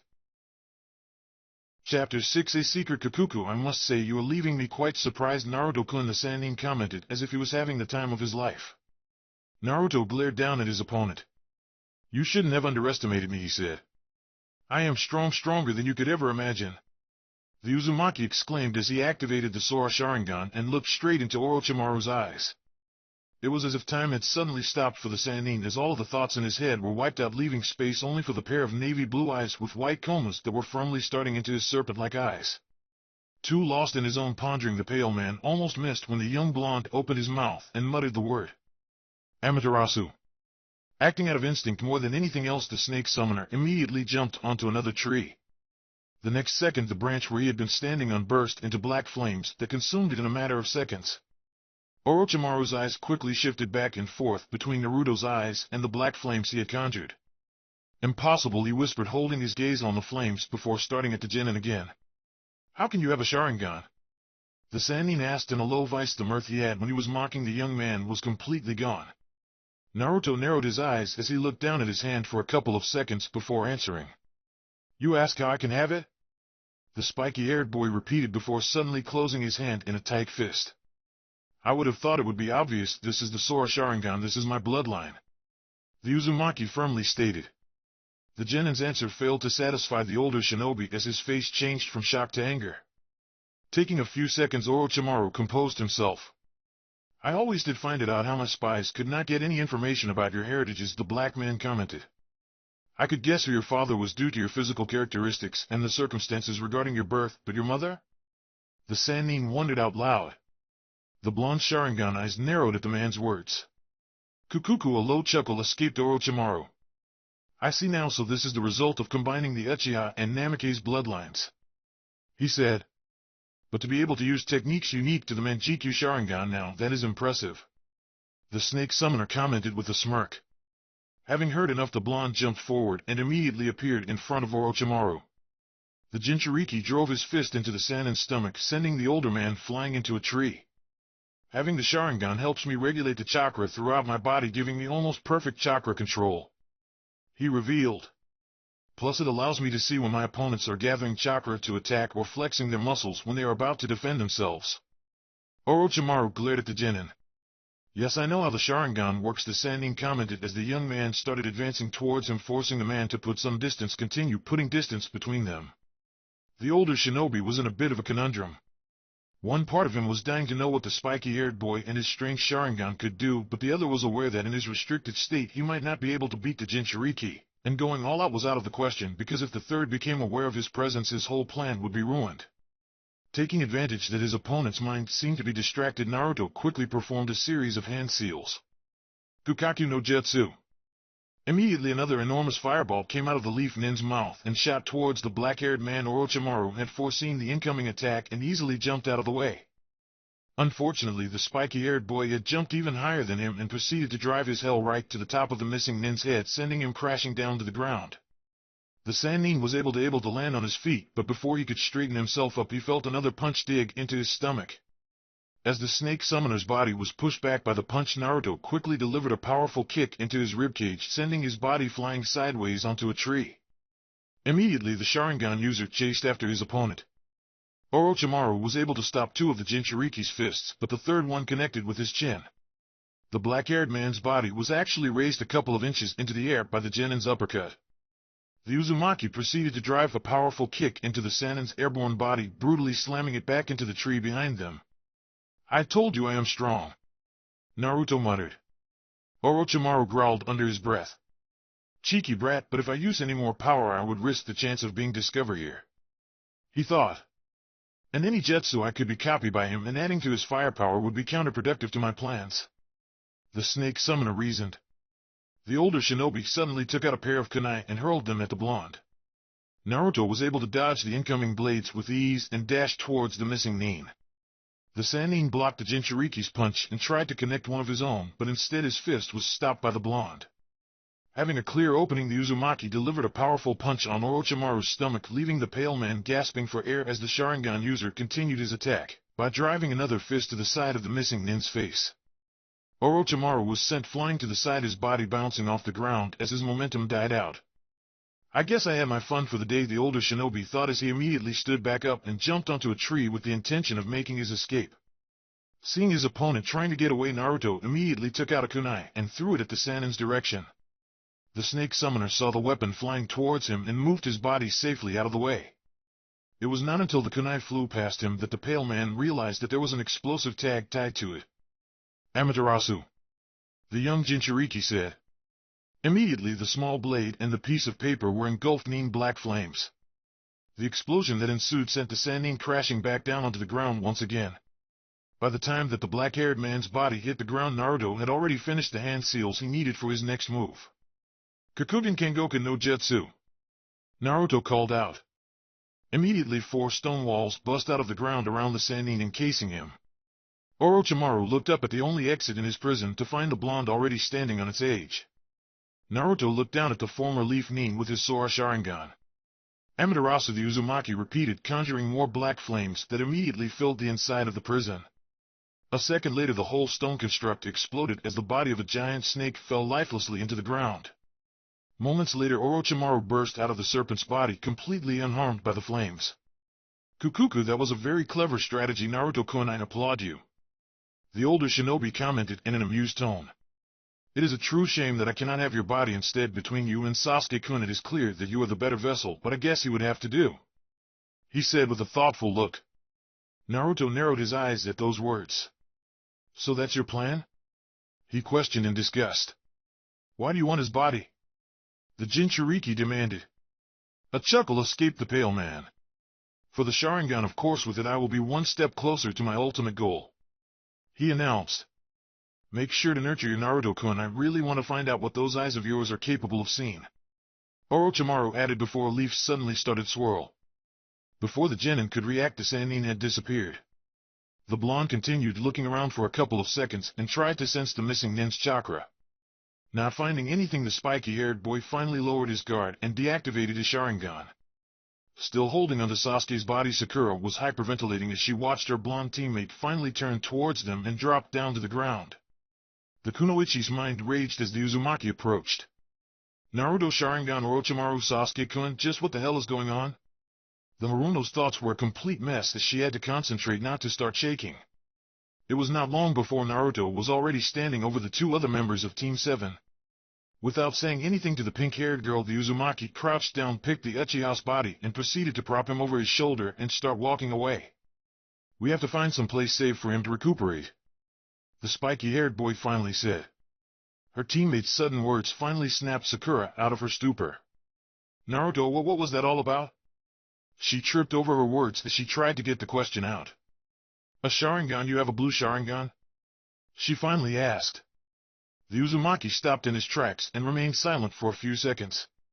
You cannot tell anyone got it, Sakura? Naruto declared without even looking back before starting to walk again. In the back of her mind, the young woman noted the lack of the chan suffix after her name. But how? The girl stammered. Sakura. The blonde barked out her name, causing the pink-haired girl to flinch. I am not playing here. You have to keep what you saw a secret, do you understand? Naruto asked as he finally looked back at his teammate. The Haruno was barely able to suppress a gasp. The blonde's eyes that had been dull and lifeless when she saw them just an hour before were stormy and chaotic. There were so many emotions reflected in those sapphire eyes that the Kunoichi could not even begin to discern one from the other. Now Naruto, she called out softly after him. If the spiky-haired boy heard her, he chose to ignore her. Instead, he continued walking with Sasuke's unconscious body still on his shoulder. I understand, Sakura answered, letting a few tears fall silently to the ground before following her teammates. Chapter 7: Lingering Bitterness. Naruto sat on a clearing with his back pressed against a tree. Just a short distance away, Sakura sat right next to the still unconscious Sasuke, her eyes shifting nervously back and forth between her sleeping teammate and her blonde one. They were already on the second day of the Chunin exam, yet after the bizarre incident with the notorious missing Nin Orochimaru, there had barely been any words spoken between the members of Team 7. Instead, everything that she had witnessed in the past 24 hours had been left to simmer inside the pink-haired girl's mind, where it had been progressively eating her up from inside since. The situation is proving too much for the Haruno to handle. In the back of her mind, she briefly wondered if she was perhaps still on her bed sleeping through the actual exam and caught in a dream that started with a completely changed and cold Naruto and ended with an unconscious and wounded Sasuke. A short mirthless laugh escaped the pink-haired Kunoichi when she realized how much she wished she was currently dreaming. For his part, Naruto rather liked the silence. After a close encounter with an S-rank missing Nin, it was the perfect thing to calm him down. For the past 24 hours, the conversation between the Genins were limited to timid and hushed questions from Sakura, short and dry answer from the blonde, and the occasional pained grunt from the unconscious Uchiha. The sudden sound of a chuckle from his teammate finally snapped the Jinchuriki out of his thoughts.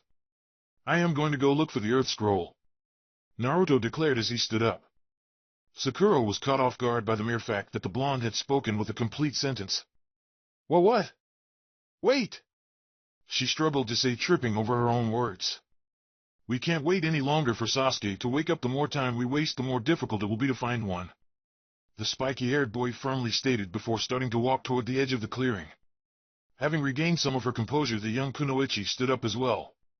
But Sakura tried to protest, wanting to say that it would be dangerous for the blonde to go off on his own, but then she caught herself when memories of the fight she had witnessed the day before flooded back into her mind, showing the girl how wrong her assessment of her teammate was. Naruto stopped walking for a couple of seconds and carefully looked back over his shoulder at the rest of Team 7 before returning his gaze forward and continuing on his way. With each step that the blonde took away from them and into the depths of the forest, Sakura could feel her strength being zapped away until her legs finally gave out and she fell down, sitting back on the floor. The Kunoichi's gaze fell on her unresponsive crush. In the short time since the second part of the Chunin exam started, she had witnessed more unbelievable events than she ever had in her whole life. And this is coming from a genin that accidentally stumbled upon an A-rank mission, the Haruno reasoned as she sat there almost by herself. Unlike when she first entered the Forest of Death, now felt eerily quiet to her. In the silence, Sakura thought that if she concentrated hard enough she could still hear the echo of Naruto's fight with Orochimaru, but when she closed her eyes all she could see was Naruto's blue and white Sharingan, glaring back at her. The mere thought made the pink-haired girl shiver in a mixture of fear, confusion, and curiosity. She could not said that blonde had gotten stronger, that word did not even begin to cover it. Instead, the former class clown dead last goofball had simply become powerful. More powerful than any Genin Sakura had ever seen, and that list included Sasuke. About 25 minutes had passed since Naruto left in search for an Earth Scroll, and Sakura had been left behind to ponder on her thoughts. Unexpectedly, the kunoichi was snapped out of her deep train of thought by a sudden presence nearby. Looking around, the Haruno hoped to see her spiky-haired teammate walking into the clearing with the scroll in hand, because if he wasn't him, the girl was unsure that she could protect Sasuke, for whatever new horror the Forest of Death was about to throw at them. A faint thud sound caused Sakura to look up at one of the trees at the edge of the clearing, and immediately her hopes were crushed. "What do you want?" the kunoichi asked, trying to muster as much menace and confidence as she could while taking out a kunai and placing her body in front of the unconscious Uchiha. The three members of the sound team looked down at the Leaf Genin before sharing a chuckle between all three of them. "It does not concern you," the bandaged shinobi informed. "We're here after the Uchiha, and if you try to get in our way, we will not hesitate to kill you," the black-haired boy said, unable to hide the glee in his words. To her credit, Sakura did not back down. She was prepared to defend Sasuke no matter what happened next. Another laugh was shared between the Otonin as they saw the pink-haired girl tighten her grip on her kunai. The bandaged boy rolled up his sleeve, revealing some sort of large device strapped to his forearm. However, Sakura was only able to look at it for a single second, because on the next one all three of them charged towards her at incredible speed. "I give up! I give up! You can have our scroll!" An Awa shinobi screamed and flailed his one free arm before using it to take out an Earth Scroll from his pocket and throwing it to the side. As a response to his words, Naruto released the arm he held behind the stone ninja's back and unceremoniously let him fall face first into the ground. "Quick! Let's go! This Leaf Nins are crazy!" one of the Genin's teammates shouted as he helped his friend back to his, and along with the third member of their team quickly ran away. From his position up on the tree branches, the spiky-haired boy could see the severely beaten Awa Genin fleeing from him without looking back or caring about their scroll anymore. Finally, the blonde whispered as he let out a sigh. "This is the third group I found. I was starting to think I was never going to get the damn Earth Scroll," he thought to himself before dropping down and picking up his reward for all his efforts. In the back of his mind, the Sharingan users wondered if the Waterfall and Cloud teams he had beaten up had regained consciousness yet. Placing the Earth Scroll in his pouch, the Jinchuriki took a moment to ponder over his situation and reflect. For the first time in his life, Naruto actually felt strong. All his life he had always been running away, trying his best not to get carried over and drowned by the waves of hatred in the village. Then the incident with Itachi occurred, and after that the blonde had spent almost all of his time training with the third. His first actual battle since his change had pitted the Sharingan users against Orochimaru of all people, and even though he managed to hold his own, the boy would not kid himself and think that if the Sannin would not have crushed him in less than a second had he really wanted to. Now, though fighting against other Genin teams, Naruto felt vastly superior. He could now see the fruit of his training and all he had gained since his meeting with Itachi. It was a lot better than thinking about all he had lost on that night. Suddenly, Naruto's basking was cut short when he sensed a very strange chakra signature coming from the direction of his teammates' clearing. The chakra was not as foul as the Kyuubi's, but it still felt extremely hostile and strong. Without another thought, the blonde dashed back towards his teammates.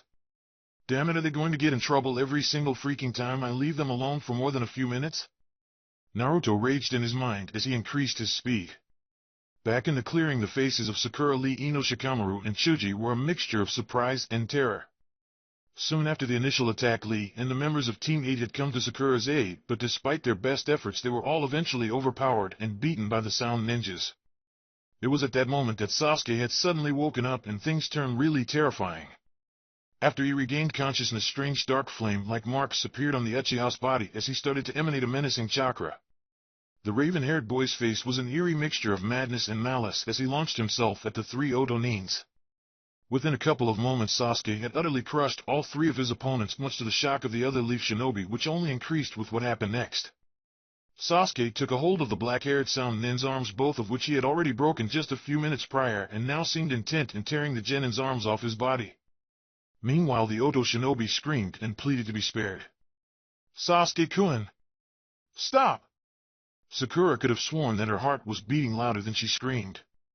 Unfortunately, the pink-haired girl's words, or anyone else's in the clearing, seemed to fail to reach the hell-bent Uchiha. Suddenly, everyone present saw a dark blur swiftly pass by, and the next thing they knew, the raven-haired boy was pinned down to the ground. That's more than enough, Sasuke, Naruto firmly stated as he looked down at his teammate straight in the eyes. Ino blinked in surprise, and a quick look at her surroundings showed that all the other Leaf Nians shared the same expression. No one had even sensed, let alone heard, the blonde approach. "Get off me, loser!" Sasuke growled as he tried to kick Naruto off of him. The spiky-haired boy jumped away before the foot could make contact with him. Instantly, Sasuke was back on his feet.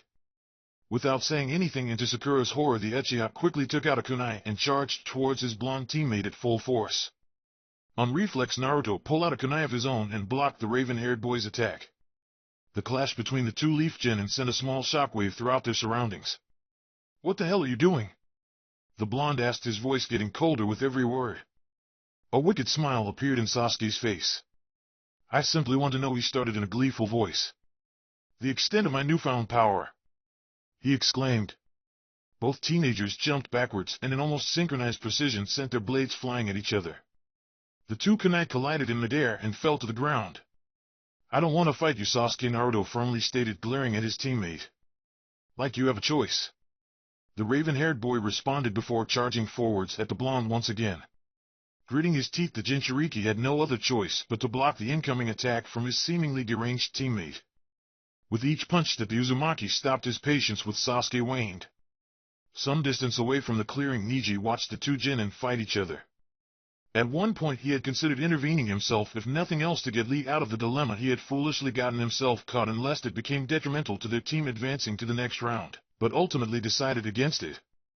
Instead, the young man watched from his position on top of a tree branch, and he could see that the blonde one was holding back his strength. However, the Uchiha seemed to be getting stronger and stronger with each passing second. Intrigued by the events unfolding before him, the Hyuga activated his Byakugan to have a better view of the fight. Meanwhile, back in the clearing, Naruto continued to block Sasuke's strikes. Slowly but surely, annoyance started to turn into anger. For his part, the raven-haired kept on attacking. With every single punch, the Uchiha could feel himself getting stronger. With every kick, he felt faster, and with every step he pushed his opponent back, he felt more powerful.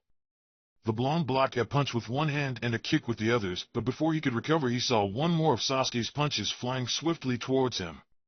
With no other option, the Uzumaki had to jump away and put some distance between himself and the Uchiha.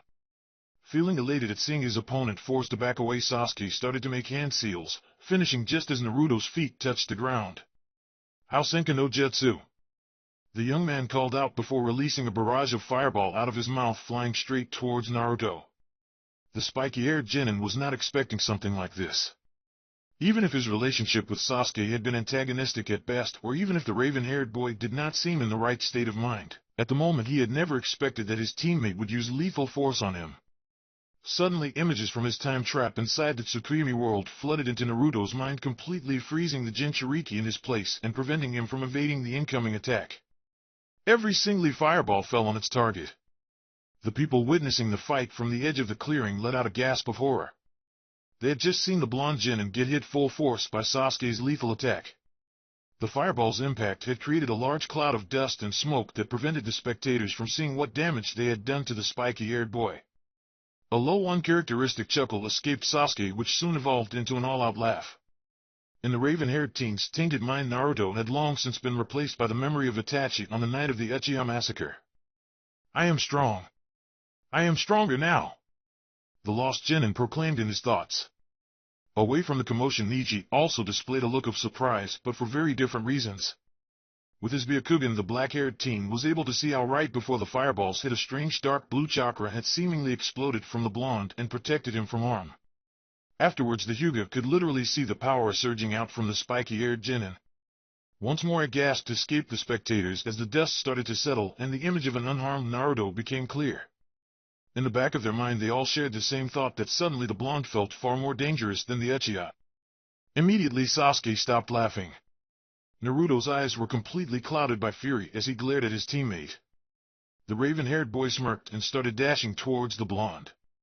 The Uchiha directed his fist towards the Uzumaki's face, but Naruto easily caught the incoming punch in his hand, and no matter how hard Sasuke tried to pull, he could not get his first freed from his opponent's surprisingly strong grip. The Jinchuriki took the opportunity to deliver a powerful punch onto Sasuke's stomach. The Uchiha gasped for air as the attack was strong enough to lift his body off the ground and send him flying towards a tree. Sasuke recovered immediately and stood up. In one swift move the Chunin took out a couple of shuriken and sent them flying towards Naruto. Easily evading the incoming projectiles, the blonde started to make a series of hand seals, and immediately Sasuke started mimicking him. Kukaku no Jutsu. Both boys called out in unison. A pair of gigantic fireballs collided with each other in a massive explosion. Dust and smoke covered the entire clearing. Even with his Sharingan active, Sasuke could not see anything behind the thick black curtain that had risen in front of him as he started to look around for any sign of an incoming attack. Suddenly a hand emerged from the smoke and grabbed the raven-haired Chunin's neck and violently pinned his body against a tree before he even had time to react. The Uchiha's back hit the trunk of the tree with such tremendous force that the impact immediately scattered most of the lingering dust. Once things became visible again, Sakura and the others were greeted by the sight of Sasuke backed up against a tree as he struggled against the iron grip Naruto had on his neck. The purple chakra returned to the Uchiha's body as if it were trying to push the blonde Chunin away or at least scare him off. Nonetheless, it failed at both as the spiky-haired teen's hold did not waver. Sasuke continued to struggle to free himself. Panic started seeping in as the raven-haired boy could feel his newfound strength start to dissipate while his opponent seemed to be increasing. The Uchiha searched for what he thought were his brother's eyes, but instead of the coldness from that night, what he found was unrelenting fury in them. Nevertheless, Sasuke still felt as weak and helpless as he did back then. Naruto could feel that his teammate was starting to lose consciousness as he saw that the flame-like pattern in his body and the dark chakra both started to retreat. In the back of his mind, the blonde wanted to let go before he seriously injured Sasuke. Unfortunately, the rage that had overwhelmed him preventing him from loosening the grip of his hand. If anything, it strengthened. Sakura watched in horror as Sasuke finally lost consciousness and Naruto still did not let go. "Naruto, stop!" The pink-haired girl screamed, but her pleas were either unheard or ignored by her teammate. Inside his mind, the part of Naruto that wanted to stop was becoming desperate. He was about to kill one of his teammates, one of the people who despite everything he still considered a friend, and there was some strange force that had taken over his body, and was not planning to stop until the person in front of him was no more. In some level of his subconscious, just like the Uchiha had replaced him with Itachi, Naruto had replaced Sasuke with all the pain and suffering that the village had given him all his life. Suddenly Naruto felt a tug on his jacket and something pressed against his back. The next second he felt drops of water fall on his back and ran down. It was then that the Jinchuriki realized that Sakura had moved behind him. Her hands were desperately clenching the lower part of his jacket while her forehead was pressed against the blonde's back right below his neck. "Naruto, please stop," she whispered. "I can't bear to watch the two of you kill each other, so please stop," the kunoichi said, choking up with her tears. The range started to dissipate off the Uzumaki, and his grip on Sasuke's neck finally loosened. Realization of what he was about to do washed over him as he let the Uchiha's body fall onto the ground. Sakura immediately let go of the blonde and went to check on the raven-haired boy. Naruto took a few steps back. "I got the Earth Scroll," he informed without even looking at his teammates. Then, without saying anything else or acknowledging any of the others present or their questions, the Jinchuriki simply walked away from the clearing. Chapter 8. Not a test for my power. Sasuke rubbed his neck as he waited for the first match of the third test was decided. The Uchiha's body was still sore from all that had happened in the Forest of Death. He had woken up in the last day with barely any memory of what had happened before. He remembered having woken up after the strange Nin bit him. He remembered attacking the sound Nin and Sakura pleading him to stop, and the last thing he remembered was Naruto pinning him down to the ground. After that, everything was just a blank. He had asked what had happened, but both of his teammates were reluctant of talking about it. One thing Sasuke did notice was that Naruto seemed even more distant than before, and Sakura kept on glancing nervously between the blonde and the Uchiha. Sasuke snapped out of his thought when he saw what the first match was: Inuzuka Kiba vs. Uzumaki Naruto. Sasuke saw how Sakura Lee and the members of Team 10 tensed when they read it. The only thing was that the raven-haired boy didn't know why. The Uchiha watched his teammate leave the group without a single word to their sensei Sakura or to him. Sasuke's gaze was then redirected towards Team 8, where Kiba was ranting about how short the match will be. The raven-haired boy watched as the two Chunin face each other in the area. The only thing that was heard were Akamaru's barks. Sasuke looked at Kiba first. The dog lover had a triumphant smirk on his face as though he had already won. Sasuke's gaze shifted to look at his teammate. If the Uchiha didn't know any better, he would say that Naruto looked bored. The match didn't seem to excite him in any way. The Chunin called "Hey!" gave the order to start the match. "Why don't we skip the trash talk and go straight to the beating?" Kiba said, getting into fighting stance. "I am feeling generous today, so I am going to make this as quickly as possible." The brown-haired boy finished while Naruto stood unmoving. Kiba started towards the blonde Tsuga. Kiba screamed before he started spinning, creating a destructive tornado. Naruto watched the attack as it got closer and closer. At the last moment, the blonde lazily sidestepped and dodged the attack. Kiba turned around and tried one more time. Unfortunately for the dog lover, Naruto sidestepped again and evaded the attack. The blonde's lazy movements made dodging the attacks look easy. The brown-haired boy tried his luck a couple of times more without succeeding. After being unable to get a single scratch on the blonde, Kiba stopped. It was evident that he was ticked off. Bastard, Kiba murmured as he clenched his, taking 2 pills and putting one in his mouth. Akamaru, the brown-haired shinobi, said as he threw the second pill towards the dog. Suddenly, Akamaru's fur turned red as the dog jumped on his owner's back. Jujin Bunch and Kiba cried out as Akamaru barked. Immediately, the brown-haired boy's body turned beast-like and the Akamaru turned into an exact copy of Kiba. Gutsuga, Kiba cried out as he and Akamaru started spinning towards Naruto. The blonde kept on dodging all the attacks, moving on the last possible second and still without getting his cloths ragged. Kiba growled in frustration. What's the deal? Naruto would have never been able to dodge all of the attacks. The brown-haired boy thought. Both Kiba and Akamaru started circling Naruto. They were still using Gutsuga. Naruto extended his arms and grabbed both Kiba's and Akamaru's forearms. Using their momentum, Naruto rotated on his heel and released Kiba and Akamaru, sending both of them crashing towards opposite walls. Akamaru reverted back to his dog form while Kiba struggled to stand up. Bastard, Kiba murmured again as he started towards the blonde with his clawed hands. Naruto dodged Kiba's swipe with ease. Immediately, the blonde drove his fist into the brown-haired boy's stomach, sending him back to the wall. Kiba stood up and dashed towards Naruto once more. The blonde started to make hand seals and gathering chakra on his index finger. Akuma Zenshin no Jutsu, Naruto said as he started towards the incoming genin. There was some sort of flash that blinded everyone in the audience as Sasuke started to regain his eyesight. He immediately looked down at the arena.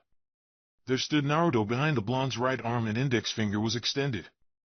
The Uchiha that looked towards the other genin, Kiba, stood frozen in mid-attack for a few seconds before the boy started screaming and clenching his head. Inside his mind, Kiba was watching how hundreds of people were slaughtered. He could hear screams as they pleaded, but it was useless. Whatever was causing this was completely merciless. Kiba then looked down to find his hands covered in blood, and then it hit him. He was the killer. He was the one who was savagely slaughtering these people. With one final scream, Kiba fell unconscious.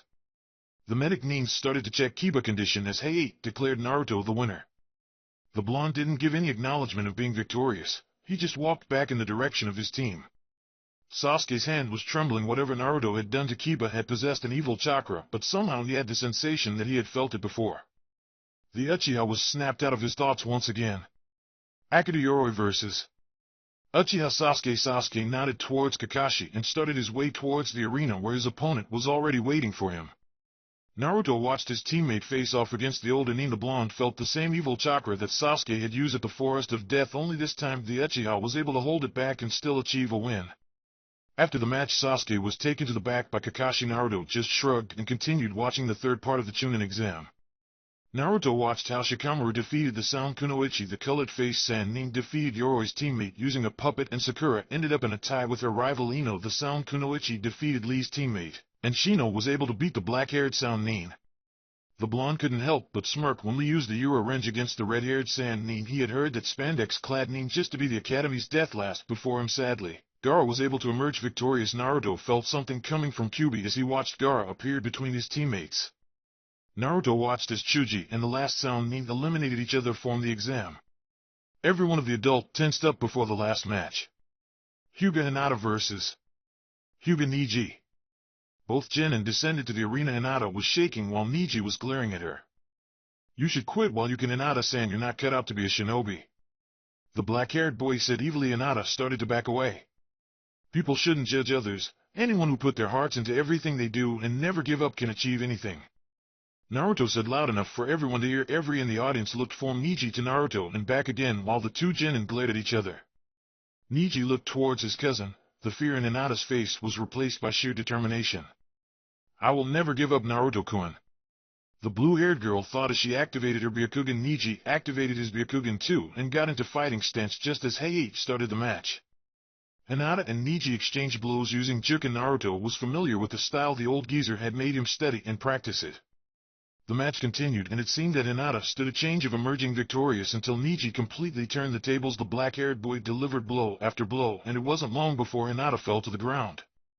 Naruto wasn't disappointed Hinata had proved that she isn't worthless like some people think, but he was mildly surprised that she was able to stand up again because Neji had gone unnecessarily brutal on her. It was obvious that she couldn't win anymore, but at least she demonstrated that she wasn't by any means weak.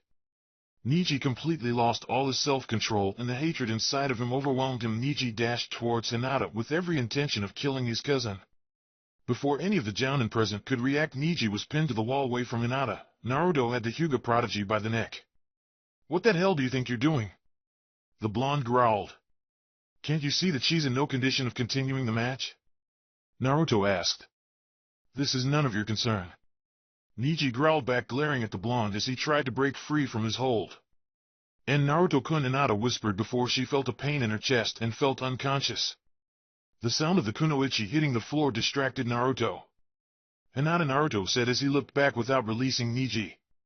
The black-haired boy took the opportunity and tried to connect an attack on the blonde. Unfortunately for the Hyuga, Naruto moved his body to dodge the attack, immediately released Neji, and drove his fist straight to the Hyuga's chest, leaving the black-haired boy gasping for air. "I promise I'm going to make you pay for what you did to Hinata," Naruto said low enough for only Neji to hear. After glaring at the black-haired boy one last time, Naruto started towards Hinata, who was already surrounded by medic Nin. After a couple of minutes, all of the injured were sent to receive medical treatment, and the genin that were still in the exam minus Sasuke were listening to the Hokage's explanation of the next phase.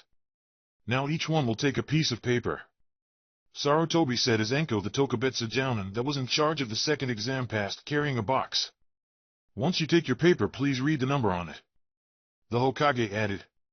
4 Shino, 5 Naruto, 7 Gaara, 2 Temari, 6 Neji, 1 Shikamaru, 3 Kankuro.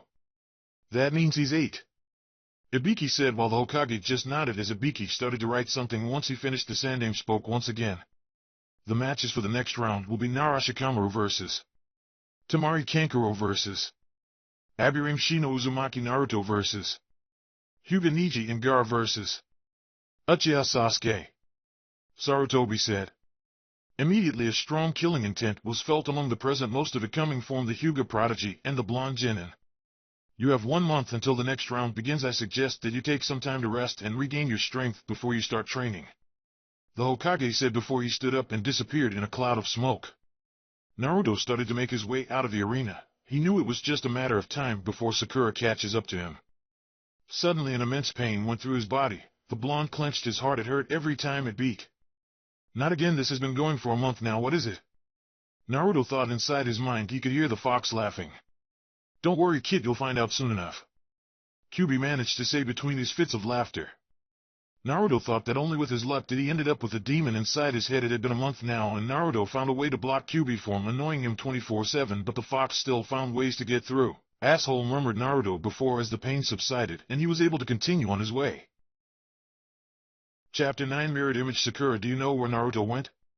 Kakashi asked his pink-haired student when he found her at the arena's exit. "He already left. He said that he wanted to get some rest before beginning his training," the girl responded. "Oh," Kakashi replied. He was planning to train Sasuke, but he didn't want to make the same mistake as a month ago, only this time it seemed that the blonde had already made plans about his training without his help. Sakura stood observing her sensei. She couldn't take her mind off Naruto's Sharingan eyes. She had promised him not to tell, but it was proving very hard. "Kakashi-sensei, what's happening to Sasuke-kun?" the kunoichi asked, partly of worry for her teammate and crush, but mostly for keeping herself from divulging the blonde's secret. "Don't worry, Sakura," the silver-haired Jounin responded. "Everything will be all right," Kakashi added before starting his way back to the hospital. Next day Naruto woke up after a long rest. "I should go see the old geezer to see if he has any ideas for my training," the blonde thought as he opened a can of instant ramen. He might have decided to lock up most his emotions, but his love of ramen was on a whole different level. After half an hour and at least a month's supply of instant ramen, Naruto walked out of his apartment. It was a nice tranquil day in Konoha. The temperature was just right for spending the day outside. Naruto walked through the city. For a month now the glares from the villagers had been decreasing, most likely because of the killer intent. His chakra seemed to leak out, the only ones that seemed to be 100%. Oblivious to this were Konohamaru and his friends, who had tried countless times to convince the blonde genin to skip training for one day and go play with them. Naruto had been walking for over half an hour before abruptly stopping. "Why have you been following me for the last 20 minutes? The blonde asked, his eyes looking ahead of him. There was some movement in the bushes behind Naruto, and after a while a man with long white hair stepped out. "So you've been aware since the beginning?" the man said with a tone of amusement on his voice. "My name is Jiraiya," the man announced. Naruto finally looked back at the white-haired man. "And I should care because," the blonde said with a monotonous tone. Jiraiya merely chuckled at the boy's remark. "Sarutobi-sensei told me how detached you could be," the man said. Naruto was slightly taken back. Few people called the Hokage something beside his title, but to call him sensei. "Jiraiya, where have I heard that name before?" the genin thought for a second before realization hit him. "You're one of the Sannin," the blonde said in a low voice. Jiraiya smiled when he saw that he had caught some of the blonde's attention. "Sarutobi-sensei asked me to help you with your training during this month. He's too busy with all the preparations for the Chunin exam," the Sannin said. Naruto looked at the white-haired man for a couple of seconds before turning around. "I don't need your help," the blonde said as he started to walk away. The Sannin merely smirked as he watched the boy walk away. "You're as disrespectful as your father during his training," Jiraiya said. The Sannin's word made Naruto stop on his track. "I want to teach you one of your father's favorite technique, the Kuchiyos no Jutsu," the white-haired man said, taking the opportunity of having most of the genin's attention. "I heard that sensei gave you the weapon, and from the bandages in your arms I'll say you already have your summoning tattoo," Jiraiya said, smiling when Naruto completely turned around. "Learning the Kuchiyos no Jutsu will help you deal with the weapon, because trust me, that thing is really hard to control, and even your father had trouble with it," the Sannin added. "But first tell me about your Sharingan," the man said. Naruto's eyes widened slightly. Did the old geezer tell him? The genin thought. Jiraiya figured out what was going through the blonde's mind and decided to clarify. "The old geezer didn't tell me about your Sharingan," the Sannin started. "I knew that this was going to happen since the day you were born. I wanted to see the results of combining the Uzumaki and Uchiha bloodlines," the white-haired man explained. Naruto sighed. He was slightly more relaxed now that he knew that the Hokage had not betrayed his trust. Naruto looked at the Sannin straight in the eyes. Jiraiya watched in amazement as the blonde's eyes turned a couple of shades darker and a white dot and 3 commas appeared on each of his eye. "Amazing," the white-haired man said before Naruto's eyes reverted back to normal. "So what were you saying about my training?" the genin asked. "Well," Jiraiya began as his eyes drifted to the direction of the hot springs. "I am a little busy today. We will start training tomorrow. Meet me in this exact same spot," the Sannin said as he started towards the bathhouse. "See you tomorrow," the man said, waving back at the blonde. Naruto stood watching as the white-haired man disappeared from his view. He didn't need to read minds to know where he was headed. "Are all the adults in charge of my training perverts?" the boy thought. "Do you really want an answer to this question?" Kyubi suddenly said. "Shut up," Naruto murmured before continuing on his way, sighing as he felt the fox smirking. 3 days later, Naruto and Jiraiya were standing in the middle of a field. For the past 2 days, Jiraiya had been teaching the young genin the basics for the Kuchiyos no Jutsu, and now it was finally time to try it out. "So can I try the jutsu now? Or do you want me to write an essay first?" Naruto asked, clearly annoyed of the fact of only getting theory-based lessons on how to summon toads. "Show some respect, brat. And yes, give the technique a try," the Sannin responded. Naruto bit his lips and started on the hand seals for the summoning. "Kuchiyos no Jutsu," the blonde said, slamming his palm on the floor. Jiraiya watched in pride as a cloud of smoke appeared. He was sure that the summoning had been successful. Suddenly the Sannin's face changed to one of horror and fear. "No, there's no way my luck can be this bad," the white-haired man thought as the cloud started to disperse, revealing the strongest of all toad summons, Gamabunta. "So I am guessing that the jutsu went all right," Naruto said, looking at the leader of the toads. "Jiraiya, why have you summoned me?" Gamabunta asked with an angry tone as he looked at the white-haired man. "I didn't summon you." Jiraiya tried to explain this as Naruto. The Sannin said, shoving the genin forward with his elbow. "He's the one you have to flatten. I mean, he's the one who summoned you," the man said before looking away, whistling. Gamabunta looked at the blonde standing next to the pervert. "You expect to believe that this brat was able to summon me, the toad boss?" Gamabunta snorted.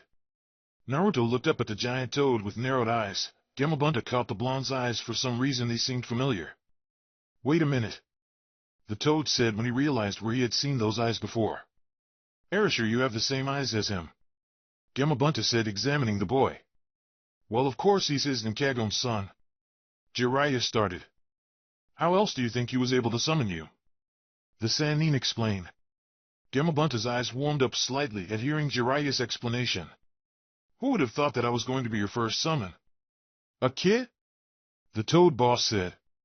If Erasure-kun were here, he'd be on the floor laughing his ass off, Jiraiya said fondly. The three of them stood silent for a couple of minutes, Jiraiya wearing a smile while Naruto and Gamabunta just half of one. It's nice to meet you, Gamabunta-sama, Naruto said with a smirk. My name is Uzumaki Naruto. 2 weeks later, the Kuchiyos no Jutsu had gone pretty well. Gamabunta had willingly agreed to grant the toad summoning to Naruto. The only problem was that Jiraiya was slightly jealous that the toad boss seemed to like the boy better than he liked him. But for the past 2 weeks, Naruto and Jiraiya had used all their available time to work on the weapon. Just like Jiraiya had predicted, it had taken some time for Naruto to successfully summon it, and even harder to control. Fortunately, after 2 whole weeks, the blonde was starting to get the hang of it. Jiraiya watched in pride as the cloud of dust started to disperse. Incredible, it took Erasure-kun 2 whole months to get to this level with it, and he already reached it in 2 weeks. The Sannin thought. The dust cleared. Naruto stood in the middle, panting. The boy's surroundings were completely destroyed. He's the vivid image of his father, the white-haired man thought as he started towards the boy. Very good, kid, Jiraiya said, approaching his student. You're starting to master it. It took your father much more time to cause this much destruction, Jiraiya said with a smirk as he looked at the surroundings. Trees were completely destroyed, torn in two or burned, and the ground around the blonde was leveled. Naruto's face was adorned with a smirk of his own. Didn't I tell you that it wasn't going to take me long to control? The Chunin said as he tried to catch his breath. Don't get too cocky, Brett, you still have a long way to go, crossing his arms and looking at the blonde. Anyways, I think that's enough for today. We will pick up training tomorrow, the Sannin said and walked away after receiving a nod of agreement from the boy. Naruto walked back to his apartment. The last few weeks had been great to him. Just like his time with the Sandaime, he dedicated all the time he could to training, and it was during those times that he felt slightly happy.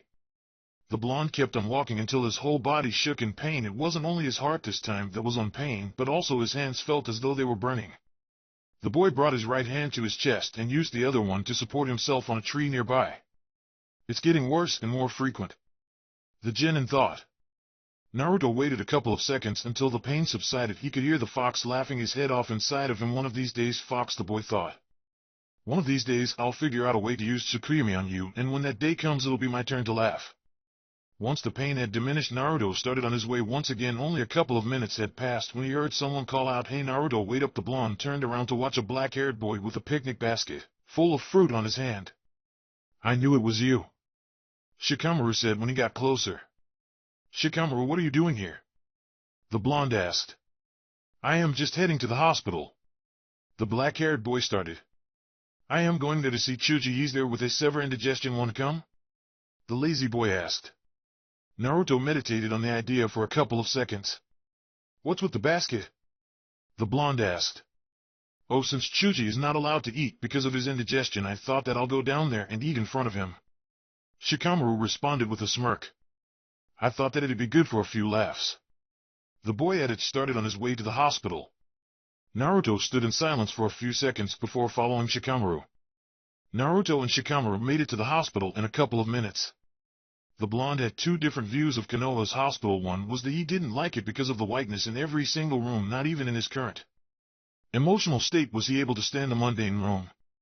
On the other hand, most of the hospital personnel treat him like a human being, and that made him slightly content. The boys headed towards Choji's room. Shikamaru had already visited him before, so he knew the way. Suddenly Naruto felt an evil presence nearby. The blonde looked around trying to find the source. His gaze stopped at a door that was slightly open. Naruto recognized Rock Lee sleeping on the bed. He probably was still recuperating, but what really shocked the Chunin was the sand he could see swirling around inside. Naruto dashed to the door and threw a kunai. The weapon cut through the sand that was about to choke the unconscious taijutsu expert on the bed. The blonde looked at the other person in the room, dark blue met aquamarine. A powerful killing intent emerged from the two boys. You were the one that defeated the dog boy, Gaara said in a monotonous tone not unlike Naruto's. I am intrigued by your existence. The red-haired said as the sand started to once again to swirl violently around him. Gaara tried to bring his hand up front but found out he couldn't. I think that you should reconsider attacking a defenseless shinobi, especially if he's surrounded by his comrades. Shikamaru said. The boy had caught the sand nin's shadow, preventing Gaara from moving. The redhead returned most of the sand back to his gourd. At the Chunin exam, Gaara began. I am going to kill you both, the sand nin said before disappearing in a swirl of sand. As Naruto checked to see if Lee was alright, the blonde could hear the fox inside him chuckle. It's going to get really interesting in 2 weeks, the blonde said, looking at the boy behind him. Shikamaru was trying to retrieve some of the fruit that had rolled away when the lazy nin let the basket fall to stop Gaara, but most of the fruits had rolled away who knows where.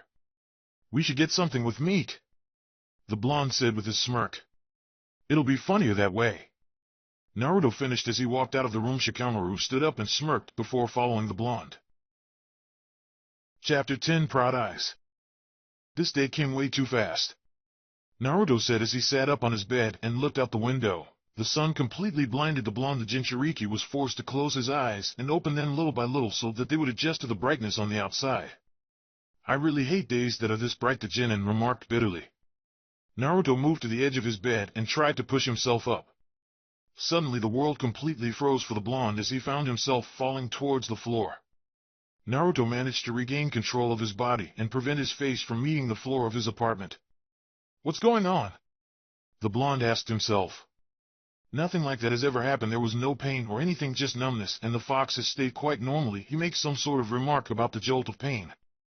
This must be for a completely different reason, the boy thought as he went back up on his feet. What is going to happen today? Naruto asked as he looked out of the window. Surely the morning was just too bright. The girl walked quietly through the halls of her house in search of her father. She finally found him looking at something in the garden. She walked up to him trying to stay quiet. She knew that it was of no use and that her father had probably sensed her from the beginning. Oda-sama? The girl asked and was taken aback when her father jolted in surprise and turned around. Hanabi Hayashi said to acknowledge his daughter's presences and trying to hide the fact that he had been startled. The girl looked in the direction her father was staring so fiercely that he had left himself open to any possible attack. There, sitting in the branch family garden, sat her cousin. Neji was sitting in the ground with his legs crossed and was gathering an enormous amount of chakra throughout his body. Hanabi saw as a leaf was about to fall on Neji's shoulder. The black-haired boy whispered something before his whole body was covered by chakra, which started to spin around him. The force of the chakra had cut the leaf into many pieces and was blowing everything else away. How is it possible? Hayashi asked for him to create such a powerful Kaiten without moving his body at all. What type of training has he undergone in this past month? The main family's head asked. Hanabi wished she could answer her father, but she was completely hypnotized by the boy from the branch family to even try to formulate an answer. Did his hatred for the main family drive him to this point? Hayashi whispered to himself. Do you really think he'll make his move today? Jiraiya asked as he leaned against the window's frame in the Hokage's office. Sarutobi removed the pipe from his mouth before responding. I wouldn't doubt it. It would be the best time to try something like that.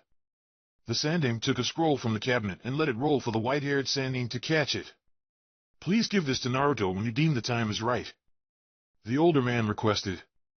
Jiraiya examined the scroll on his hand with confusion until he finally figured out what it was. You can give it to him yourself. It's not like you're going anywhere, right? The white-haired man said as he looked at his former sensei. The look on his eyes was one of pleading for reassurance. Please, Sarutobi began. For Minato-kun's and my sake, just in case, the Sandaime said. Jiraiya couldn't remember seeing his sensei this old before. The Sandaime sighed before securing the scroll in his vest's pocket. Very well, I'll guard the scroll for now. Thank you, Jiraiya-kun, the Sandaime said as he smiled at his former student. The white-haired Sandaime glared at the Hokage. I thought I told you to cut that kun thing years ago, Jiraiya said as he crossed his arms and stood indignantly, all in an attempt to lighten the mood in the room. Jiraiya's behavior caused Sarutobi to chuckle. I guess old habits die hard, the Hokage said. Just like you, Jiraiya said as he smiled at the man that was once and you will always be his sensei. Where are they? Shikamaru thought as he looked at his surroundings he could see the Sand siblings Shino Neji and a shinobi who had introduced himself as Genma their referee for the conclusion of the Chunin exam, but there was not trace from the two members of Team 7. Genma looked up to where the Hokage and the other judges were sitting. The Sandaime nodded in acknowledgement of the proctor. If they don't appear soon, then we will have to start without them. They have until their matches come up to arrive. Genma started as he looked at the genins in front of him. If they fail to show up by then, they will be disqualified. The jounin finished. Shikamaru's teeth gritted against each other. It wasn't like those guys to miss out of something like this. Especially Naruto, after what they had talked. Flashback, Naruto and Shikamaru were sitting at the park playing shogi. They had left the hospital after almost causing Chuji, according to the doctors, a mental breakdown. During their time at the park, the two genins had talked about the academy, their missions, and the previous part of Chunin exam. It wasn't the most energetic conversation, but at least it was something. Now they have finally gotten to the topic which Shikamaru was most interested, or at least slightly concerned on. So what are your thoughts on the final exam? The Nara asked as he moved one of his pieces in the board. The blonde's gaze was fixed on the board as he responded. Can't really say, there are too many variables to try to predict a possible outcome. I am sure you have come to the same conclusion, Naruto said as he moved one of his pieces and finally looked up. That's true, Shikamaru confirmed as he took his time to analyze the game. But at least tell me what your thoughts on Neji are. After all, he's your first opponent, the black-haired boy requested as he made his move in the game board. Naruto stayed quiet for more than a minute, during which his eyes never left his shogi pieces. What do you know about the Juinjutsu? The blonde asked, moving a piece on the board. Shikamaru frowned slightly as he tried to recall the information he had learned. Not much, the Nara responded. Just that it has something to do with the Hyuga branch family. The black-haired genin moved one of his pieces before looking at the blonde in front of him. Why do you ask? Shikamaru questioned. The blonde genin continued studying the game board as he answered the question. As you may know, the Hyuga main family uses the branch family as servants. Naruto waited for Shikamaru to nod before continuing. Well, have you ever wondered why the branch family has done nothing to stop them? The genin asked as he moved a shogi piece. The Nara frowned again. He never had given it too much thought, but now that Naruto had brought it out, he wondered. What's stopping the branch house? The black-haired boy thought. After seeing that Shikamaru had no way of responding, Naruto continued with his explanation. Juinjutsu, the blonde began. It's a seal that is placed on every member of the branch family. With this seal, if a member of the main family deems one of them as rebellious, he or she will be able to destroy him just by activating the seal with a simple hand sign. Naruto finished as he looked up at Shikamaru. The black-haired boy's eyes were wide in shock. He couldn't believe that the nobles of Konoha were doing something like this. Sarutobi Jisan told me that at one point the seal was used to protect the Byakugan from falling into enemy hands, but now it's merely used as a method of slavery, becoming the caged bird seal. Naruto paused long enough to move one of his pieces. Imagine it all your life, being forced to do the bidding of someone that you are supposed to call a relative, having no say over your life, living in fear of your superiors killing you just because they see it fit. Wouldn't you hate them? Wouldn't you take any chance you get to make one of them feel the pain they have imposed on you for years? Naruto looked at Shikamaru straight in the eye. If you get the chance, wouldn't you kill one of them just to make them feel what it's like to lose one of their own? Shikamaru was taken aback by what the blonde had said and took a minute to recompose himself. Are you making excuses for Neji's behavior towards Hinata? The Nara asked as he examined the blonde. I am not making excuses for anybody, Naruto responded. But if anything happens during my match in the finals, I wanted you to at least know that motive for one of us, the blonde said as he got up. See you around, Shikamaru, Naruto said as he turned to leave. The Nara watched the blonde leave before his gaze fell down to the board once more. Shikamaru's eyes widened slightly in surprise before he smirked and said in a low voice, You forgot to say Tsumi, Naruto. Shikamaru said, not sure if his friend had heard him. End of flashback. Shikamaru was able to decipher the blonde's cryptic message. Neither Neji nor him will stop at anything in this fight. They both have their motives for which to win, but then why isn't he here yet? The lazy genin thought as he frowned at not being able to understand the situation. Well, Genma began. I have to ask for the participants that are not in the first match to please leave. The other jounin was silenced when a small twister made out of leaves appeared in the arena. Inside the twister, the figure of Kakashi and Sasuke appeared. The audience gasped when the leaves started to move, but it changed to cheers when the Uchiha appeared. Troublesome, Shikamaru muttered as he glared at the audience. Sorry we were late, Genma, Kakashi apologized. Sasuke here got lost on the way to the stadium. the silver-haired shinobi said as he pointed at his student. Liar, Sasuke said with a snort. Genma sighed at his comrade's behavior. Anyways, as I was saying to participants that are not in the first match, please go wait in the stand so that we get this over with. The proctor said as he waited for the Genins and Kakashi to move. I'll be in the audience with Sakura and the others. Kakashi informed the raven-haired genin before ruffling his hair, which caused the Uchiha survivor to growl in anger and leaving towards the spectators' stands, while Sasuke followed Shino, Neji, Kankuro, and Gaara to the waiting terrace, leaving Genma, Shikamaru, and Temari in the arena. Shikamaru watched as the Sunakuno-ichi got into a fighting stance and Genma prepared to give the start signal. This is such a drag. The Nara muttered, since he knew that he needed to drag the fight for as long as his chakra reserves will allow him to give a certain blonde enigma time to show up.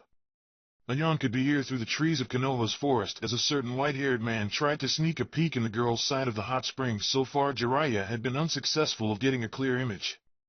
The Bratz match should be coming up pretty soon. The Sannin said to no one in particular. Maybe I should start to make my way towards the stadium. The perverted author wondered as he looked at the sky. A second yawn was heard as the Sannin brought out a sake bottle. Or maybe I should finish this bottle first. Jiraiya said in a more energetic voice as he removed the bottle's cap. Shikamaru sighed as Ichi arrived at Terrace. The Nara had ended up giving up the match when his chakra supply had run out. His strategy during the match had not been one of winning, but merely one to stall. Well, it's not like I wanted to win this way. I don't have to compete again. But the black-haired boy looked at the others in the terrace and sighed once again, this time of disappointment. He still isn't here. The lazy genin looked down at the arena to watch Shino and Kankuro. At least there's one more match before his, and best of all, he wasn't here to see me giving up. Shikamaru muttered to himself, knowing that the blonde would never let him live that one down. The Nara frowned as something from the Suna shinobi caught his attention. Is it me? Or is that guy so nervous that he's shaking? The genin thought. Damn, this is not good. Kankuro thought as he quickly glanced towards the terrace, his gaze directing straight towards Gaara. Temari's match was too long. Gaara is getting anxious. The puppet user could feel his brother's chakra and killer intent rise every second. He won't be able to control it soon. Genma looked at the two genins. Are you two ready? The genin asked as he prepared himself to start the match. I give up. Kankuro exclaimed, taking the whole audience by surprise and earning a gasp from them. I don't know how long this fight would last, but I bet it'll be longer than Gaara's patience. If he doesn't kill someone soon, we will all be in trouble. The puppet user thought to himself. Very well, Genma started. The winner of this match is Aburame Shino. Kankuro stared to make his way towards the terrace. He could feel the glare of disappointment and anger from behind the bug user's shades, even if the Aburame's face remained stoic. Damn it, Shikamaru cursed under his breath.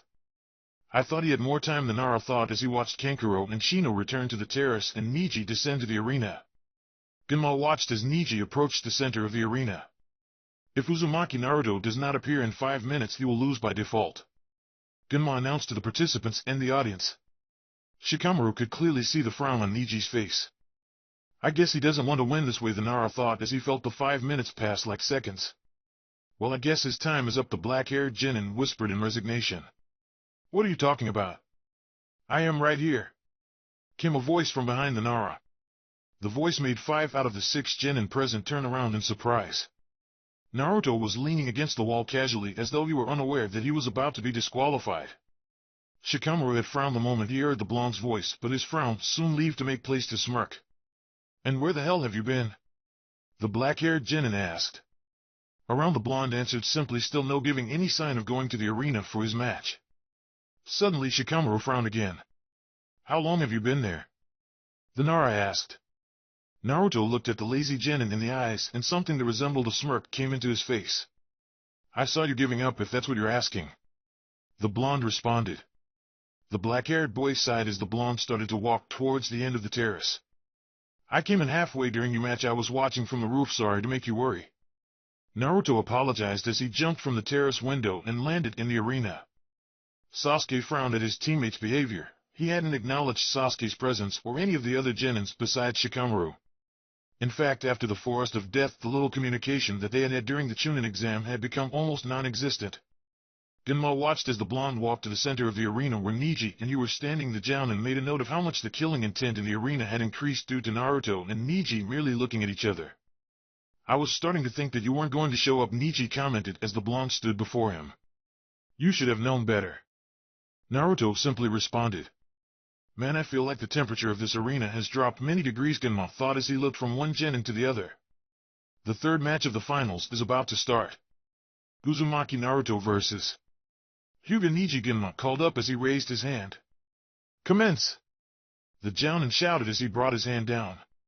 A second later the two genins disappeared. Sound was the only thing that alerted most of the audience that a match was underway. Those who had not trained as a shinobi could only hear the clash of metal that indicated that the two boys had taken out weapons.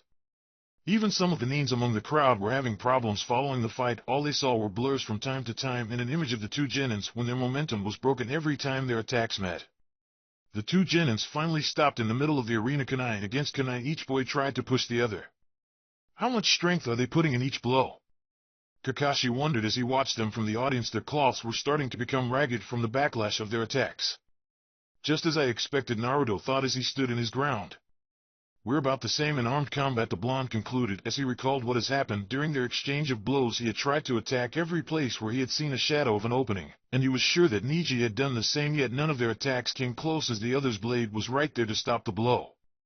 Let's make this interesting. Naruto brought his kunai down, taking Neji by surprise and giving himself an opening. The blonde tried to drive his fist to the side of the Hyuga's face, but was stopped by the black-haired genins. Naruto was able to see a smirk form on Neji's face just before the Hyuga moved his hand and sent his kunai towards the blonde's face.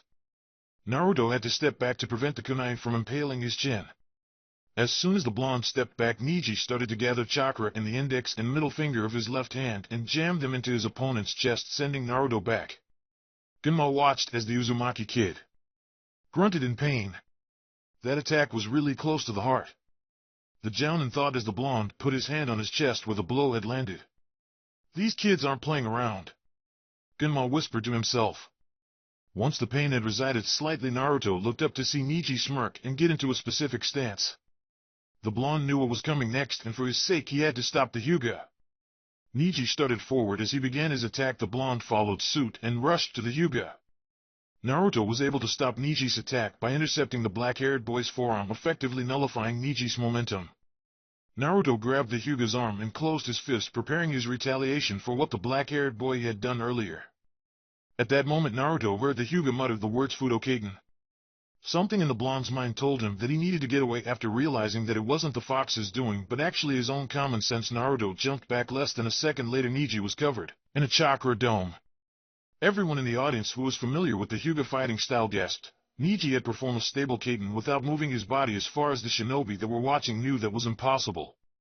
So he brought it out, Hayashi thought as he watched his nephew from the stands. The chakra dome started to disappear, leaving Neji standing unharmed. A ring had been formed around him by the spinning chakra. Kaden? Naruto's question was answered by Neji's smirk. Even someone like you would see that advantage. Neji started. By not being forced to spin along with the chakra, I am able to freely retaliate. This technique is my new sword and shield. Naruto snorted as he took out another kunai. There's no sword I can't break or shield I can't pierce, the blonde said before rushing towards the Hyuga. Neji smirked as he started to emanate chakra from his body. As soon as the kunai left Naruto's hand, the black-haired genin willed that chakra to spin and protect him. After his kunai was deflected, Naruto took out a pair of shuriken and sent them towards the Hyuga prodigy, whose chakra dome merely knocked him upward. Immediately the blonde started to make hand seals. Shuriken Kage Bunshin no Jutsu, the genin said before the two shuriken in the air became 200. The rain of shuriken fell on the chakra dome, but merely bounced off. Useless, Neji muttered as he took out a couple of kunais and threw them at the blonde one by one.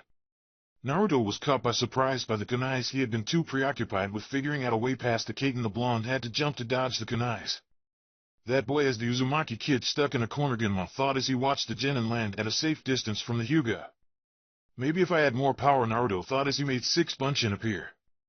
The clones rushed towards the chakra dome from all sides. The attack caused 4 of them to disappear and knock back the other 2. A pair of kunais from the inside of the dome took care of the remaining clones. Why is Naruto wasting his energy by attacking with clones? Sakura asked her sensei, who had come to sit next to her. I mean, it didn't work the first time, Kakashi answered his pink-haired student without taking his eyes off the fight. He's looking for Neji's weakness at this point. The only way for him to overcome a new technique is by trial and error. Let's just hope that he finds a way around it before he runs out of chakra, the jounin said.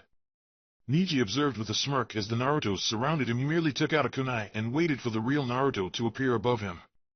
That trick was too obvious, the Hyuga said when he saw Naruto appear above with his Byakugan. The black-haired genin threw the kunai up, impaling the blonde. Soon Neji's smirk faded as the Naruto became a cloud of smoke.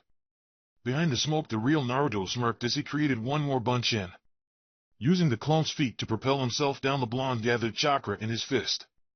He was traveling down way too fast for Neji to prevent his fist from connecting with the upper part of the chakra dome.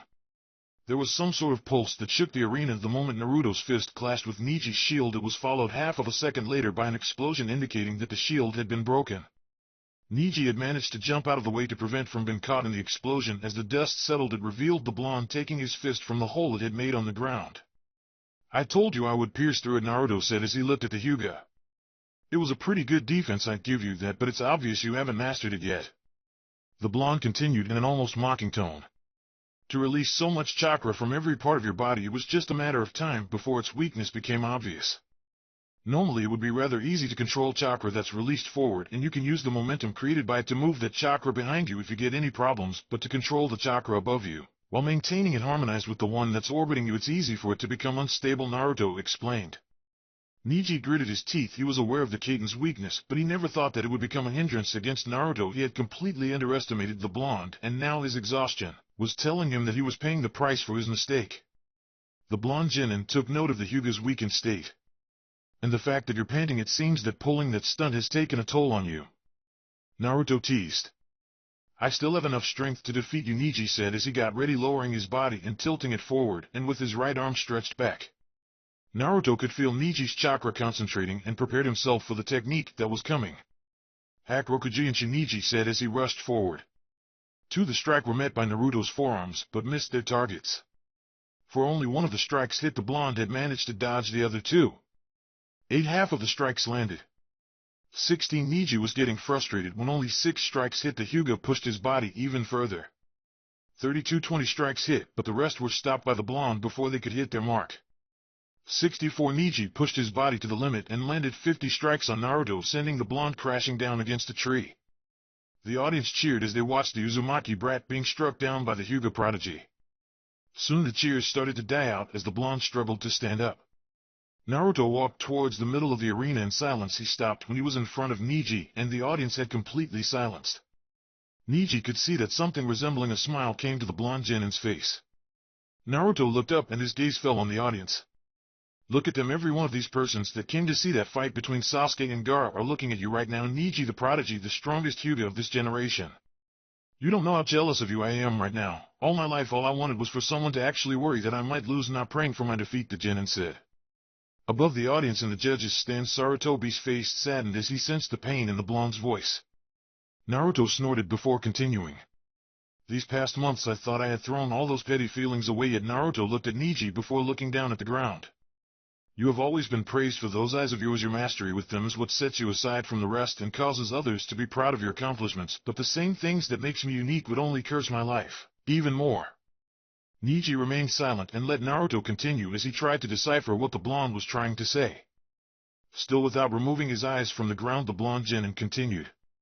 "But now I've come to realize that no matter what I do, my whole life will always be cursed, and I don't want to keep hiding who I am now that I know that the happiness I wished for when I was younger is nothing but a fool's hope," Naruto almost shouted. The Sandaime wouldn't have been surprised if he had felt tears running down his cheek. The pain in the boy's voice had turned into an anger that was long since due for its release. "Naruto, are you going to use it?" Sakura thought as she watched her teammate and recalled what had happened in the Forest of Death. Shikamaru frowned as he watched his friend from the terrace. "I knew there was something wrong with Naruto, but I never thought that all the time Kakashi had remained silent. The guilt inside him was too much to try to speak." Even Sasuke was completely speechless at what his teammate had said. "I didn't know." Now Naruto started again.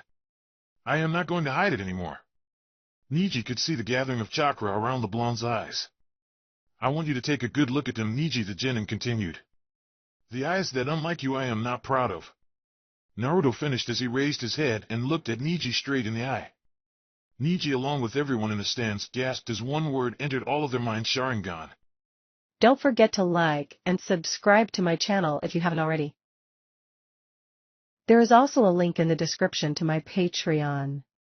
It has Naruto fanfiction that cannot be posted on YouTube. There is some free content on there. So, you don't have to be a paying member to enjoy listening to excellent fanfiction.